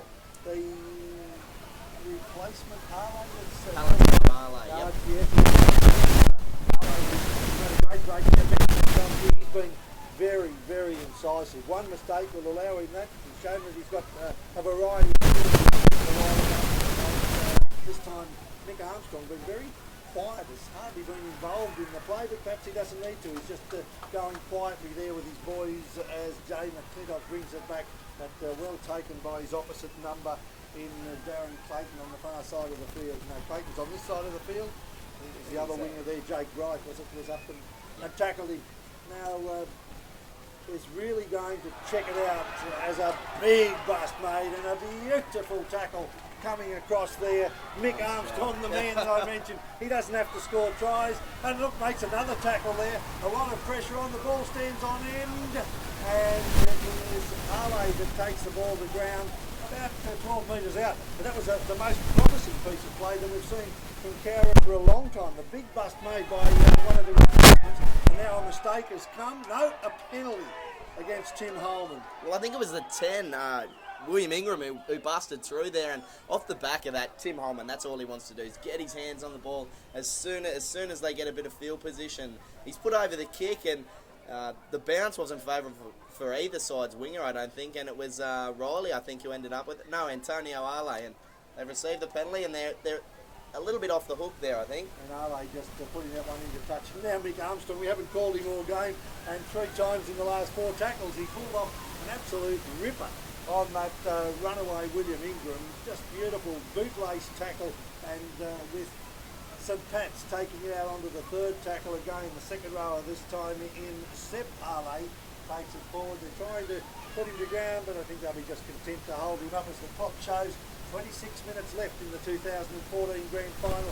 Sid Callis Oval, and the man with the quick step, the man that took the intercept, has done it almost again, creating an opportunity there. The 5'8" in Darren Clayton, it was, no, not Clayton that went to ground. Neville. But it was Neville, and now a kick through has been scooped up. A chase for the length of the field, trying to get the number of that player. Tim Holman, I think it's Timmy. Tim Holman. Is it? You said he loves to get his hands on the ball. I think it's Timmy Holman, the halfback. He scooped that one up, a kick through that went to ground, and the little fellow was there, run the length of the field. Well, is there another twist with 25 minutes left? Plenty of time, of course, but they need to consolidate. If he puts this kick over, I think that just brings him back in the game. Timmy Holman, blistering speed. Campbell Scott was chasing him. I didn't think he was ever going to catch him, but he was close. He got close. I'll give that to him. The Magpies fluttering their wings on this side of the field, and the Bathurst and Pats supporters on the far side were hoping that Timmy Holman might remember where he came from 12 months ago and just slow down, but it was never going to be. And now Jeremy Gordon, again, he hasn't kicked one yet, but they've scored 3 tries. An incredible second half. That big bust that was made by the prop forward just a while ago, William Ingram, as you said, it gave them momentum, and even though they didn't cash in, Timmy Holman made a mistake. He's just made up for it. Yeah, they pushed on from there. I think that Tim Holman's kick down after that Ingram break kind of got him on the back foot, and then that penalty. But they've hit back. I mean, as soon as Tim Holman got that ball, he was eyes for that white line only, and he hasn't really set up Jeremy Gordon. He's ex-Pats player partner, but he's got to put it over from the sideline. But let's see what he's got. See what you've got, Brody Scott, because you haven't kicked too many this afternoon. As Jeremy Gordon boots the ball, it's out to the right, it's coming back, Oh. and it was coming in the right direction, but it was a bit like a 9-iron when he really needed a 1 wood. It's just held up, dropped down in front of the post. So 3 tries, no goals, 20 points to 12 with 24 minutes left, and again, a critical time for Cowra. They do need to consolidate from this kick-off. They can't afford to make a mistake in their own quarter and give back a try to St Pat's like they did the last time they scored. Yeah, I think this next 5-minute period is going to be crucial for both sides. Who has the most possession, who holds onto the ball, or even who gives away a penalty. So this next 5-minute period, watch out. Well, there you go. Campbell Scott, who started the game at fullback, coming up playing in the second row, pulled off a tremendous hit from that kick return from the kick-off. And again, the big fellow, Ingram, is really standing up in this second stanza. He's a bit quiet in the first half, did some bullocking work, but he's really starting to punch holes in a ball that's almost flicked out there by Ronnie Lawrence. Came off a St Pat's player, and Pats have given it back to them. Well, I think that'll hurt them. As I said, that 5-minute period is going to be really important. And Pats, to start their set, well, basically on the 40-metre line, as we see Sepp Arley make it just over that, it's going to be really important. Absolutely critical time now, and one of the replacements on there, Ben Hughes, takes it out. He's, 28 metres away from the line. Again, I don't think field goal yet, but 20 points to 8. Every point that they get is just going to compound the score for the Cowra Magpies. So they'll want to hold them out here as Benjamin John, who's already scored 2 tries, 1 in each half, gets the ball away, 4 tackles gone in front of the post, and a stripping tackle. So that's just what you don't want. They didn't run it for 6 tackles themselves. They coughed it up after 3. They've had 4, and now they're going to get another 6 against them. But gee, I don't know. It's looking, I'm not sure what they're going to go. They're going to run it, but as Jacob Bell's lining up there on the bench, he's ready to come on. I'm not sure who he's bringing off, but maybe to look add a bit of size. Oh, Benjamin John threw the biggest dummy that you've ever seen. I thought he passed that to you, Brody Scott. He was looking up here into the box, and try number 3. Could it be that the little fellow from the Papua New Guinea Kummels could pick up a player of the match medal in 2 different groups within 4 years. Well, the Cowra defence would have to be over watching him sneak out a dummy half. Surely there's a call going out from them to watch the dummy half, but not that time. He was just too strong, as we hear the Pats crowd over there starting the Benji call. He's been devastating there, and that's 3 for the big fella. 3 for the big fella who started the game. You know, we knew that he was going to be a key player, and his opposite number was also very strong in the first. One of the best players Group 11's ever seen, and Benjamin John is really making a name for himself here in Group 10, and I think he's enjoying his time at St Pat's, and obviously these 3 tries today have shown that, so get ready for the kick-off. 20 minutes left in this game. Cowra really do need to pull off something magical now. They trail by 26-12. Again, a kick-off, but this time it's gone over the shoulder, and quite rightly the referee rules it's gone backwards. Almost a steal by Ronnie Lawrence, but then he holds Ale down, and he gets to his feet now and just plays it forward. I don't think we'll see too much silly play from Bathurst and Pats. I think they'll just go with this same formula, carting the ball forward as Brent Dennis does it now, 40 metres out. Was it Dennis? I think it was. Played in a premiership with Mick Armstrong many years ago, and now Benjamin John. Look, he's not content to score tries. I thought he put that one on a sixpence, but he didn't. It just went out. So Cowra get a sigh of relief, end the ball inside 40. Well, I think he was going for the 40-20 there. It looked pretty good off the boot, but it's gone out by about a foot, and the touch, he was right on the mark and pulled it back. So Cowra on the attack. And here they go again, and it's Tidswell this time, I think, taking a fortnight's not. It's that big prop forward, William Ingram. And, he's put some work in the second half, the first 20 minutes of the second half, and now the 16 out there, Ryan Downing, a fresh face. They'll have to do a little bit of work as they go wide, and it comes across to Hayden Craig. He sort of steps around, but I haven't seen them play a lot this season, but to me he just looks like he's missing his mate. He's missing Warren Williams, who would give that punch forward, and then he could make the second play. A little bit of push and shove there, but nothing too much to worry about as the fullback gets it across, and it put the ground again. Look, Gary Riley's come back. Saw it in Lithgow a couple of years ago. There was an older player, an experienced player who'd come out of the Sydney competition, came out and played. There was a Taff Nichols, I think, who played 5'8" for Lithgow work. He's just that sense of the game, and we've seen it today with Gary Riley. A couple of times he's darted and made his way through, but he's just controlled the play, and now Cowra starting to compound it with another penalty. Well, I think that penalty could have gone either way there. I think it's Jacob Bell stood up and lost the ball forward and chucked his arms in the air appealing for a penalty. It was pretty hopeful, but they've got the penalty, and I'm sure Nathan Blanchard's made the right decision there, but to me that could have gone either way. Well, an interesting day of rugby league. It started with the Women's League tag. Dave Elvey, former Bathurst Panthers coach, Western Division, played with Penrith, played country and coached country. He coached the Bathurst Panthers women to their second successive league tag, and then we went into the under-18s, and there was only 2 points in it in the end. Controversial finish, but Orange Hawks 14-12 over Cowra, and Orange Sims, who've been perennial grand finalists in first grade, up by 18 points to 10 over St Pat's in the reserve grade. A little bit of a sting in the tail for St Pat's losing that game. Yeah, I think it was too. They finished minor premiers, and so did their first grade. The whole club won the club championship, but for both sides to finish minor premiers and then for their reserve grade side to go down in the grand final to Sims would sting a bit, but they're not showing it out here at the moment. They're playing pretty good footy. Well, it's actually interesting you say they finished as minor premier. They were beaten by Cowra Magpies in the major semi, and they were within seconds of being minor premiers and also Wrens within a matter of a week. A try and a conversion from the sideline got them to today.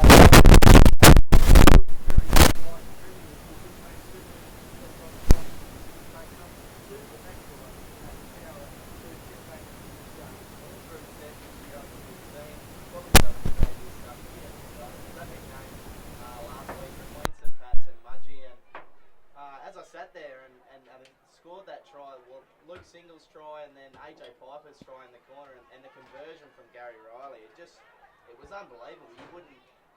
You you could not picture that again.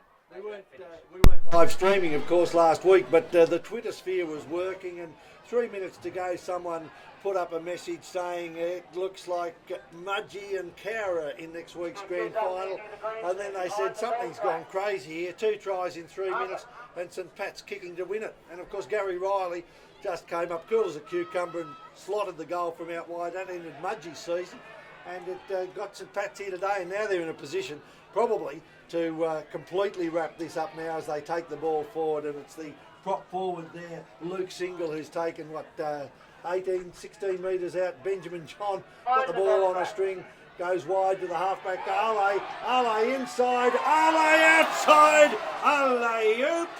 Benny Hughes puts the ball down. Wow, that looked like a certain try for mine. Antonio Ale just cut that defence. Antonio, I think it was, cut the defence in half, gone straight through, and he sat it up there for Benny Hughes, but he just couldn't grab it. No, a meat pie in a grand final was begging there for the replacement, Ben Hughes.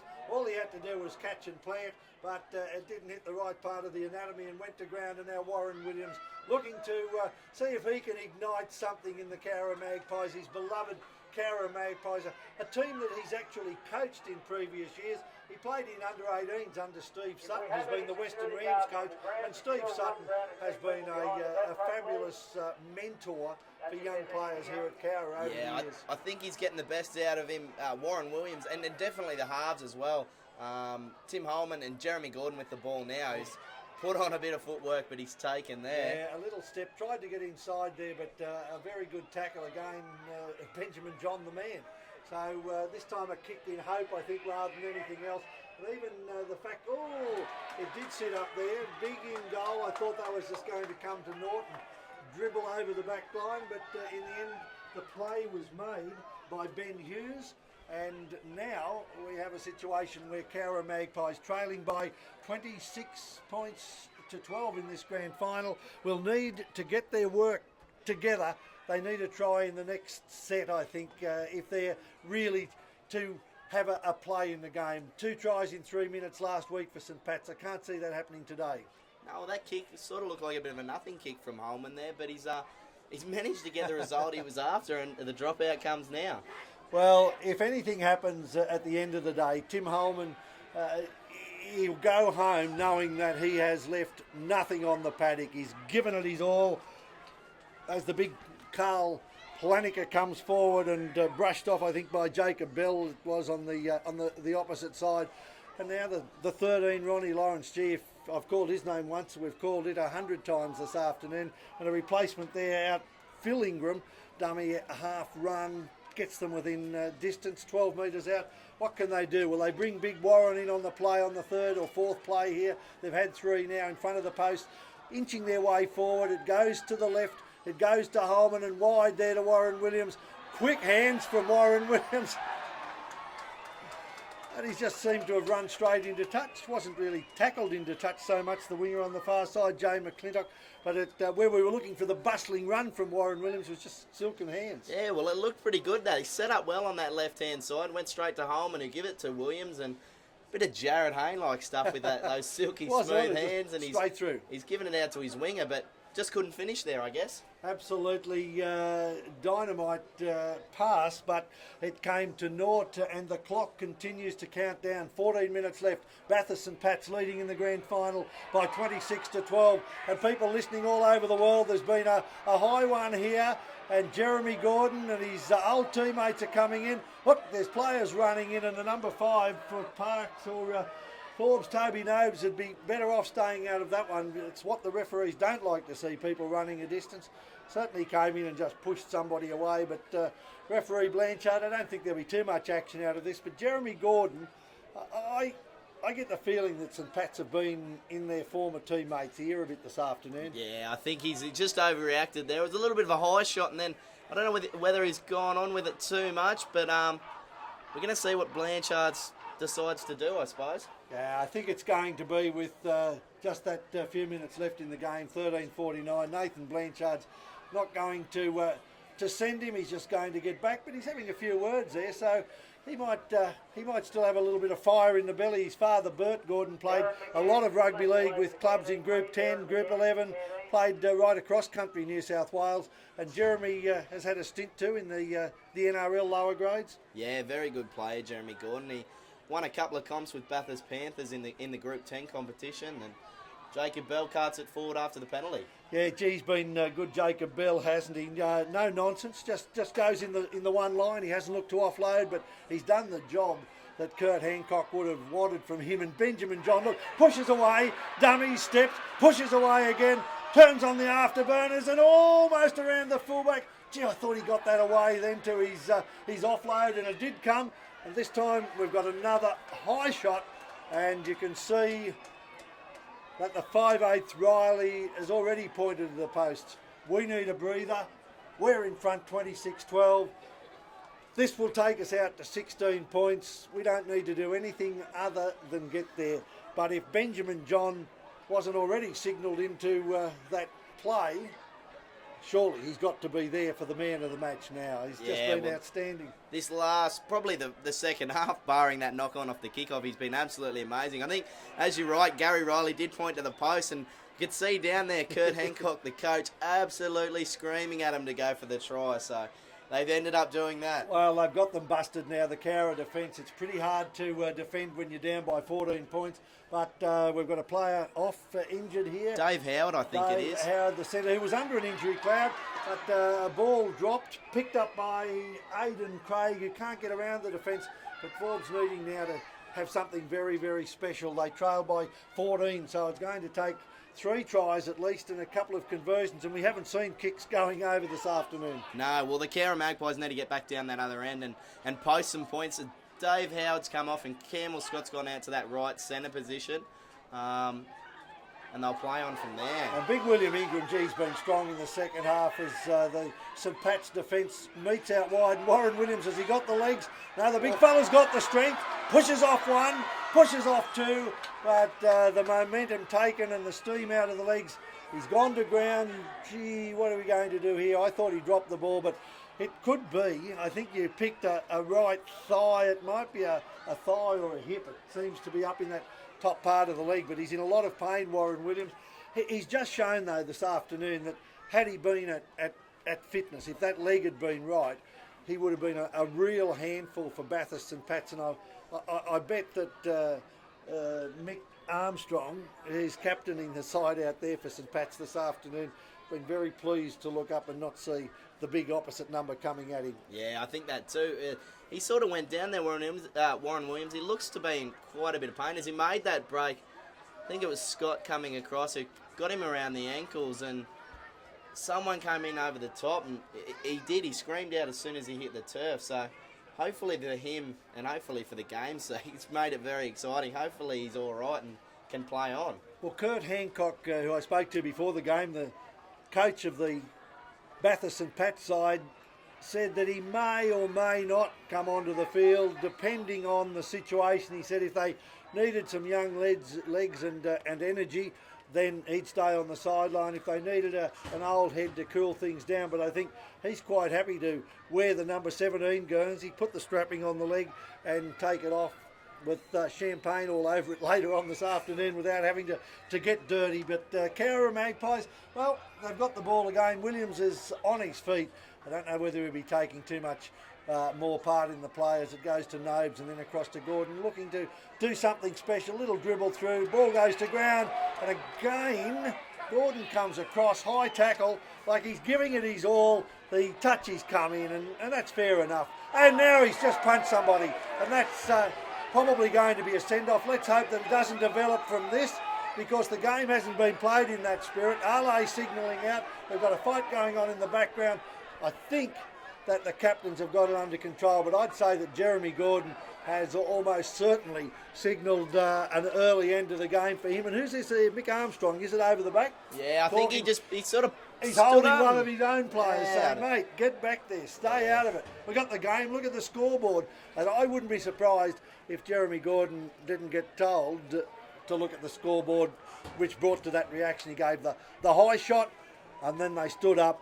Someone provoked him, and just a clean punch. And if he doesn't come off for the rest of the game, 10 minutes in the sin bin would see him there. And I think that Blanchard's probably got no choice but to go that way. He's given it his all, but he's been costly to Cowra Magpies. Jeremy Gordon this afternoon coughed up a number of penalties during the game, and the Bathurst and Pats crowd, they're saying what they want to happen: off, off, off from the far side of the field.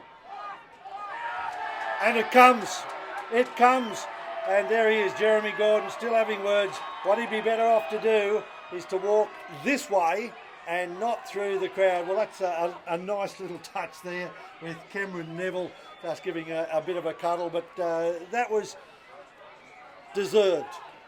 It was the wrong play. Yeah, I think really frustration just got the better of him there. I don't think he probably just lost it a little bit.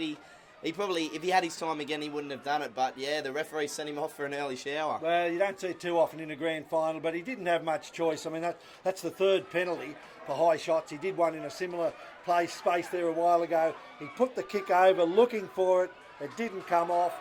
And now there's another player going in the bin. And I think it's Sepp Arley, the third man in. He was the third man into the fight. I think Jeremy Gordon laid one on Mick Armstrong, and then Arley's come in and thrown a couple of himself. That's right. So deservedly, he's got to get 10. You can't go around throwing punches. 10 in the bin, but his was the retaliatory one. And, there was some good work done out there by players from both teams actually separating and holding. And Mick Armstrong, you said, took that one on the jaw. And he was the bloke back holding Arley back to say, mate, stay out of it. We don't need to do this. We've got the points on the board as a huge kick. That's a very good touch finder, and that win is behind the St Pat's boys in the second half. 10 to go, one player in the bin. He'll have 29 seconds. Do you think Arley would come back for that? Well, I don't know. I think if the Pats are going all right there, and he might just stay off and wait to shake hands and collect his medal at the end of the game. Absolutely. If they're in front. But if they get behind, they might need him in that last 30 seconds. Well, Luke Single, who's been strong all afternoon. The Pats forwards, I thought they were dogged in defence in the first half, and they've carted the ball forward with great determination throughout the game. Nothing fancy, no silly offloads. They've just carted it forward, and they've harnessed their mistake rate in the second half as that Palatine Arley goes forward, and now it's Dennis, the experienced man, and Benjamin John again. Lovely ball away. Will he be strong enough to get over? Certainly over the line. Turns, twists, and scores a try. Trying to pick up who the try scorer was. I think the try scorer was Luke Single. He's run a crossfield there. He thought about passing it, but the big front rower, he doesn't really throw that many balls, I suppose, to lead the tries, but he's got it. Does the simple stuff. Cart the ball forward. He's a prop forward. They're not there to pass. No, it looks very similar to the one he scored against Mudgee. He got over the line and then just wrestled his way to the ground, really. There was a bit of a stink after it, but I think the referee sorted it out well. Well, look, I think just the frustration's got to be coming now, and Mick Armstrong there, an NRL development officer, he'd be saying, come on, Nathan, it's a grand final and people get a bit excited. Obviously, Cowra disappointed, hosting their first grand final here at home since 1995. There's been a massive build-up in the community. They've come out today. They were beaten in the juniors, very disappointed with the end result, although Hawks, I think, deservedly the premiers for this year. And it's just flowed over into first grade. They've had every opportunity. That first half, as we said, our eyes were focused down to the left, which was the way that the Cowra Magpies were running. Well, definitely. They had more ball and more quality ball. They were down in the Pats end trying to score tries, but they just couldn't crack through them. Only one try in that first half with a bit of brilliance from Timmy Holman to get them there. But the Pats have just dominated the bulk of the rest of that first half, and then this second half. And with the tides turning, with Jeremy Gordon being sent off, Pats have looked to convert from there as Gary Riley misses again. Well, I wish I hadn't said that at the start of the game. The man who up until the grand final hadn't missed a goal in the finals series has missed a couple today, but it won't matter in the long run because Bathurst and Pats lead Cowra by 18 points, and I know that's 3 converted tries, but it's just not going to happen. As the kickoff comes, Benjamin John, no nerves from him, or maybe there were a little bit of nerves because he just stood and let that ball bounce. He did knock on from the kick-off straight after half-time, and it cost them a try. At that time, he just thought that maybe it was better to let that one go through to the keeper. He looked like he had it. He was all under it and just let it go. And Luke Singles picked up the scraps and carted it Yeah, forward. well, Luke Single might have said, I've seen your form under the eyeball, Benji. You know, just stay back there. And the crowd, of course, if Benji makes another break, we'll just get going again. The blue and white army, well, they'll be travelling back very happy this afternoon as Benjamin John out of dummy, a magnificent pass away. And it's the big Palatimer Ale, and then it comes back inside. Oh, still alive, knocked on by Forbes, trying to slow that one down as Gary Riley got the pass over the top. But there could be another try coming here, and Brody, it would be quite appropriate if that big fella that has gotten over the line but held up. I think it's the replacement, Palatimer Ale. He's been very strong in the second half, and now Bathurst St Pat's sort of just letting the clock wind down. That was a nothing play on the sixth tackle, but who cares? They're a metre out from the line. Cowra's got to take it the length of the field and then come back and try and do it 2 more times in 6 minutes. I think an impossible task. Well, I wouldn't say impossible. In Group 10 this season, we've seen some crazy things happen, but the odds are definitely stacked against them. Benji John going through there and popping that ball up to Ale, who's been devastating the Savo. They couldn't get over the line in the end, but the Cowra, they're on the 20-metre line now, and they don't look to have much structure. They're sort of throwing it around and trying to make some metres, but yeah, it's just not happening for them. Just playing with 12 men, of course, with Jeremy Gordon sent off. And look, there's a play that I'm sure if things were going your way, that ball goes to William Ingram and he makes a big break, but it was just held up enough from the centre Aidan Craig to go behind him. Time, I suppose, to start looking at who would be the man of the match. I know that I've probably put my heart on my sleeve with Benjamin John, but he hasn't been there. There hasn't been a one-man show. No, definitely not. I think their whole forward pack probably could take home the man of the match as well. But for me, the standout would probably have to be Gary Riley. He's been in everything. That first try, the runaway try. Now we've got penalties to St Pat's and time out. So the referee's going to get a little bit more action here. So we'll see what happens. Frustration. There it is, the hooker Nobes, who tried everything. Jack Nobes in the first half. He was putting the ball around. He's obviously upset with, I'd say, something that's been said to him. But winners are grinners, and if the boys in blue and white are telling him that the scoreboard reads 30 points to 12 with 5 minutes to go, well, you might just have to cough that up. Here's one player coming from the field for Cowra, Carl Planica, whose name has been mentioned a lot. KJ and so now, it's KJ, and we've got a player in the bin now, Jack Nobe. So, you know, we're down to 12 v 11 with he being in the bin, Ale in the bin for Bathurst St Pat's, and Jeremy Gordon sent off.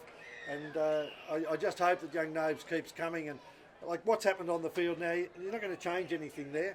And look, he's been a very good player today. I think he's stood up for the Cowra side and made a lot of meetings. His first half was excellent, but yeah, emotions boil over, I suppose, on the big stage here. And Gary Riley might look to take another 2 points to the Saints tally. And if you got him at home this time, you have. You haven't kicked too many this afternoon. But Gary Riley, 32 points to 12. Kurt Hancock said bringing Gary Riley over from New Zealand was something that he really particularly went out and shopped for, and it was the particular player that he wanted. And he's shown today why Kurt Hancock rated him so highly. He has. He's lived up to all expectations. He was Group 10 top point scorer for the year and top goal scorer for the year. So he's led these Saints forward, and Kurt Hancock's influence on the St Pat's side has just been amazing. And in only a couple of minutes, he might have led them to a Group 10 premiership.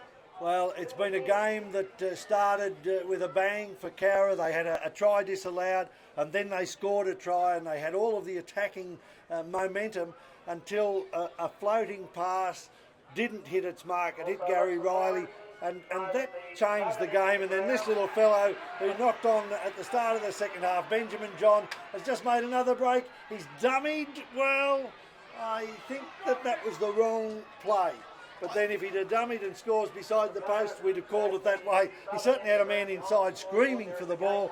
That fellow would have loved to have scored a try in the grand final, but Benjamin John just creating holes all the time. Well, they can't even lay a hand on him, the Cowra defence here, I don't think. He's just streaked through there, and he had Campbell Scott and Jake Bright on his right, and then Cameron Neville on his left, and he didn't know where to go. He thought he'd go himself, but another brain snap and bit of chat to the ref, and St Pat's have got another penalty. Well, if he can take this for 3 minutes, it'll be the end of the game. 3:29. I don't think that anybody is in a mad hurry. Gary Riley will take it. It's a gimme about, 23, 24 metres out, just to the right of the uprights. And although he missed a couple of early goals, he's certainly shown that he is a very good pot shotter, and I think was the leading point scorer and goal kicker in Group 10 this year. Yeah, well, I'll put my money on him for this one. I may have jinxed him earlier, but I'll back him in on this one. Well, for the boys up north, Aaron Tilley and Bucko Burton, not the result that you guys wanted, but I'm sure the Kiwis that are watching Gary Riley back home will be watching the blue and white streamers and the crowd on the far side as Benji gets the call. He waves to the crowd. Gary Riley steps up, bangs it over, and the score blows out even further now, 34 points to 12. A disappointing end of the season for Cowra, and for these young fellows, and there are a lot of them that have come through the Cowra juniors playing out there today. There's been a lot of hype. It is a smaller community, and as you know, as they've been walking around, people who would have been wishing them cheers, Facebook would have been going wild, so a lot of pressure coming in. Yeah, well, it is a really big stage, especially for some of these younger blokes like Toby Nobes, Aidan Craig. And they have held their own out there today. They've been strong, but I think the experienced blokes of like Benjamin John, Mick Armstrong have just kept it cool in this grand final stage. Well, Mick Armstrong will probably come from the field, and if you looked at his stats, won't have been involved a lot as they make another break, and this time it's the replacement, number 18, Benny Hughes, who missed a try before, getting the ball away to Jake Bright on the far side. Could there be another try? If so, will it be try number 4 for Benjamin John? The ball knocked over the sideline. Clock is counting. It's 1 minute 28. I think it'll be it's Forbes that get the Cowra that get the play. I thought it was going to go to St Pat's. So summing it up, a disappointing end result for Cowra, but Bathurst St Pat's have shown that at the start of the season, when they went down by a point to Cowra in the knockout that was played at Bathurst, that they deserve to be here. And not only deserve to be here, they deserve to be premiers for 2014. And they have. It's been a really big season for them, and they've capped it off well today. I think just to finish this season with a grand final win, seals it all up.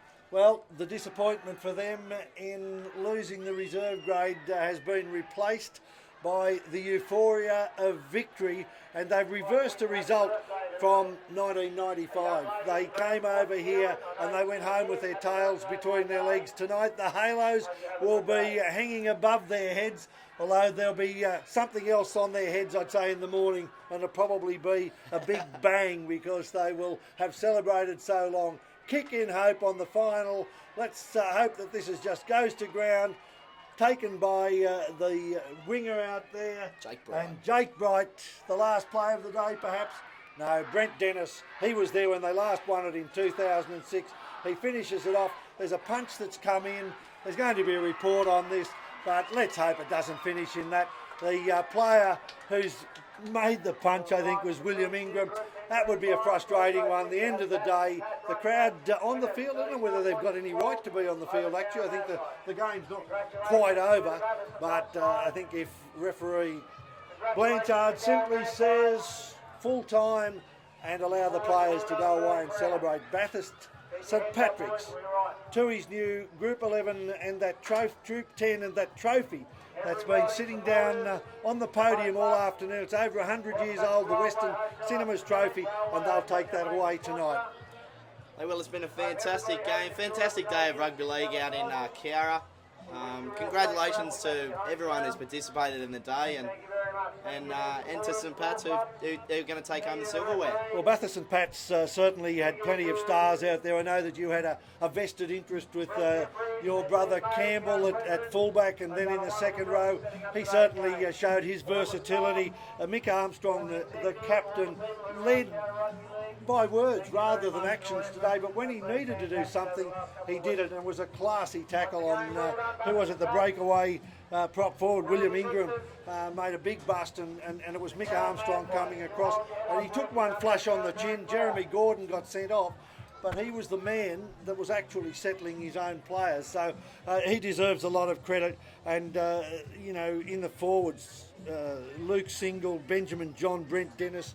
It was a great battle up front, because I thought that the two of the best anyway, Blake Tidswell and William Ingram for Cowra, it was a good battle, but they just had more firepower, Bathurst and Pats. Well, that 8, 9 and 10 for both sides were looking to have a really big game when they went into it, and I think the first half they were probably pretty evenly matched, but in the second half, Brent Dennis and Benjamin John has just put his stamp on the game, and with 3 tries, how couldn't he? Look, he won an award for the Group 11 Grand Final, the Bob Weir Medal, and Bob Weir from Narromine, probably the toughest footballer that's ever run around in the bush. He was a New South Wales centre in the area of Gasnier and King and Langland, so that's how good he was, and tough and hard. And he gave the medal to Benjamin John and said it was the most dominant performance that he'd seen from a hooker. And Benjamin John in that grand final would run up, put his hand out, the defence would go backwards, he would go backwards and then pick another mark. Put his hand out, defence would go backwards, and then he'd pick another mark. And the third time he'd just go straight through. And I think he scored 2 or 3 tries that day, 3 today. So an amazing effort by Benjamin John. And for Mick Armstrong and Brent Dennis, they were there the last time that they won a grand final, Bathurst and Pats. Well, it's got to be absolutely amazing for them to be here for another one. And I'm sure this one means as much as that one did, but yeah, they'd be pretty stoked with the result. They say you've got to lose a grand final to win one. I know it's an old saying, an old adage, but I'm just wondering what Cowra take away from today. Well, I think definitely with a couple of those young guns, blokes like Aidan Craig, and even their wingers, Jay McClintock and Toby Nose, played excellent games. Both scored a try each, but I thought they were strong throughout the clash, and even their forward pack was dominant throughout the whole day, especially in the first half, but they just couldn't get the cash. Couldn't get the points on the board. The first try, we both thought that it was probably a try to Toby Nobes on the left wing, but it was for McClintock, but it was called back. And then in the second half, when the mistake came, they employed the kick on the third tackle, Cowra. It came off and they scored a try, but just couldn't hold their composure, coughed up the ball on the second or third tackle from the kick-off, and St Pat's just ground over the top of them. Yeah, I think that was probably a turning point. That 5 minutes, about 10 minutes into the second half, where they made a few errors down in their own end and gave away a few cheap penalties to let St Pat's off the hook, let them out of their end, and they could play attacking football rather than just trying to bash it out of their red zone sort of thing. So it's been a dominant display by St Pat's today, I think. Grand finals are about winners, and I don't know whether you've ever been in the feeling of the Cowra Magpies, but this can take an eternity. If you've been beaten and you're waiting for the other team to come forward and receive their medals, I notice in some competitions, but it rarely happens in the country because people are so enthusiastic and want to get onto the ground.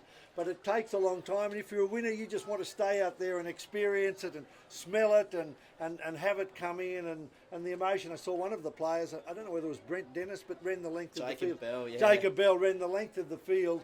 Obviously to family and a lot of hugs and kisses. Cowra, well, Steve Sutton will take them away and sit them down and congratulate them and point out just what this has meant for them. Ronnie Lawrence is coming up, a heavy heart, because yesterday he attended that commemoration, that farewell service for his mate, Chris Noble, who died in that terrible fire. So he would have been out there with a lot of emotion today wanting to do it for Chris Noble. It wasn't meant to be. Yeah, well, it'd be a very hard day for him, and at the moment a very hard day for some of the Cowra players. You can see them being consoled down there. They're not having the best time in the world, but yeah.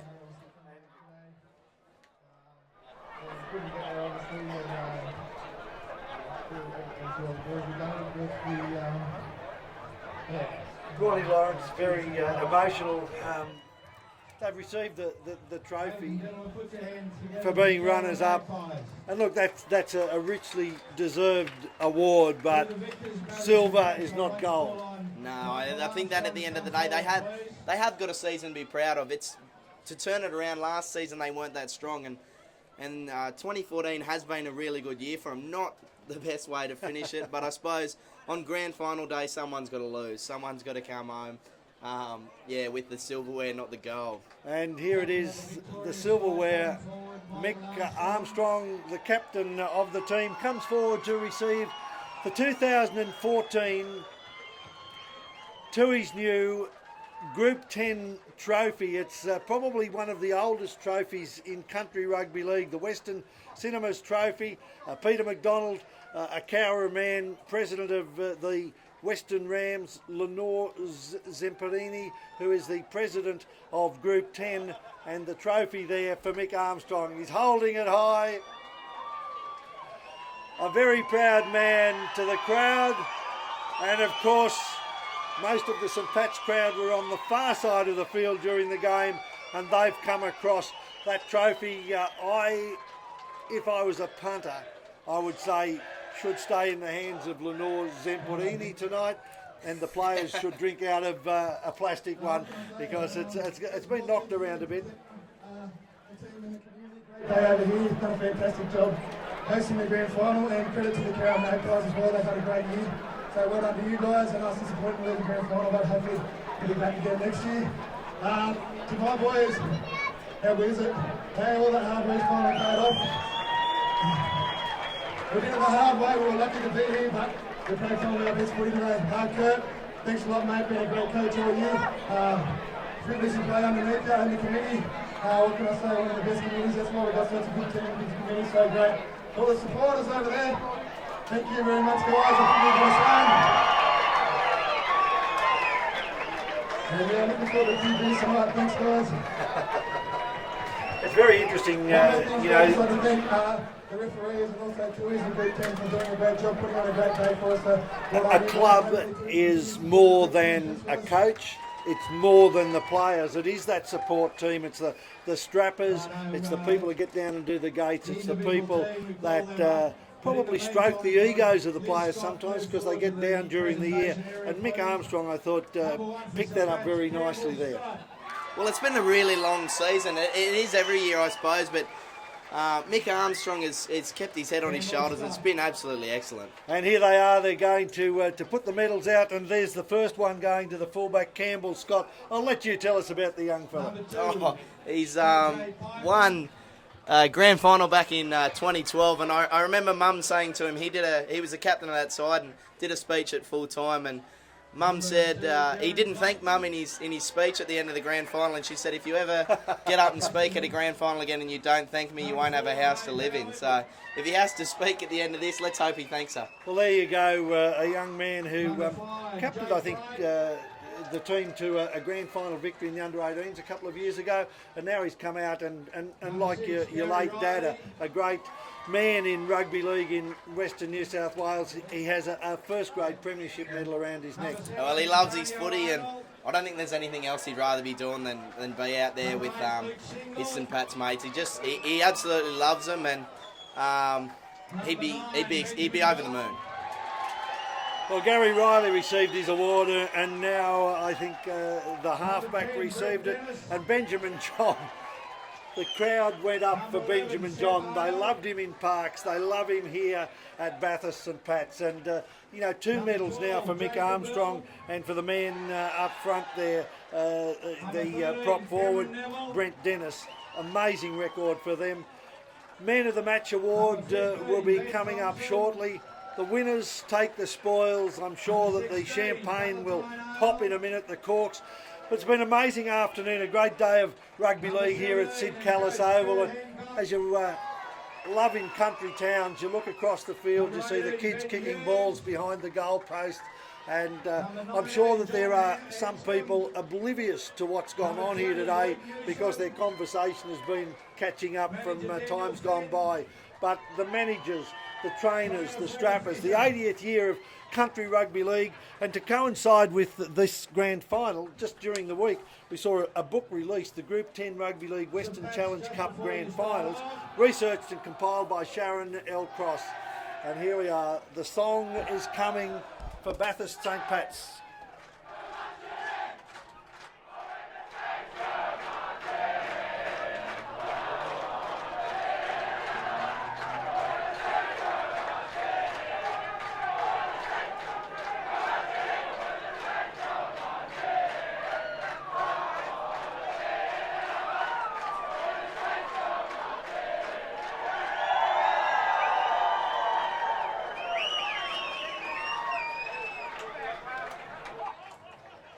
Ladies and gentlemen, to announce the winner of the Dave Scott medal, here's Liz Scott.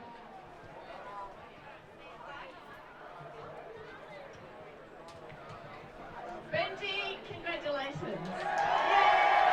Well, there you go. 1,000-to-1 odds to win, and you and I picked it. Look, it was a bit of a no-brainer. Benjamin John, one mistake he made in the game, and it was costly. It cost him a try, but in the end, he scored 3.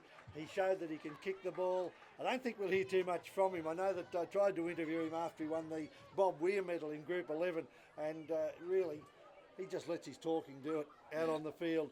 So to Bathurst St. Pat's, the premiership spoils, a victory won in emphatic fashion in the end, 34 points to 12 against a team, Cowra Magpies, that gave it their all in front of their home crowd, but in the end came up short.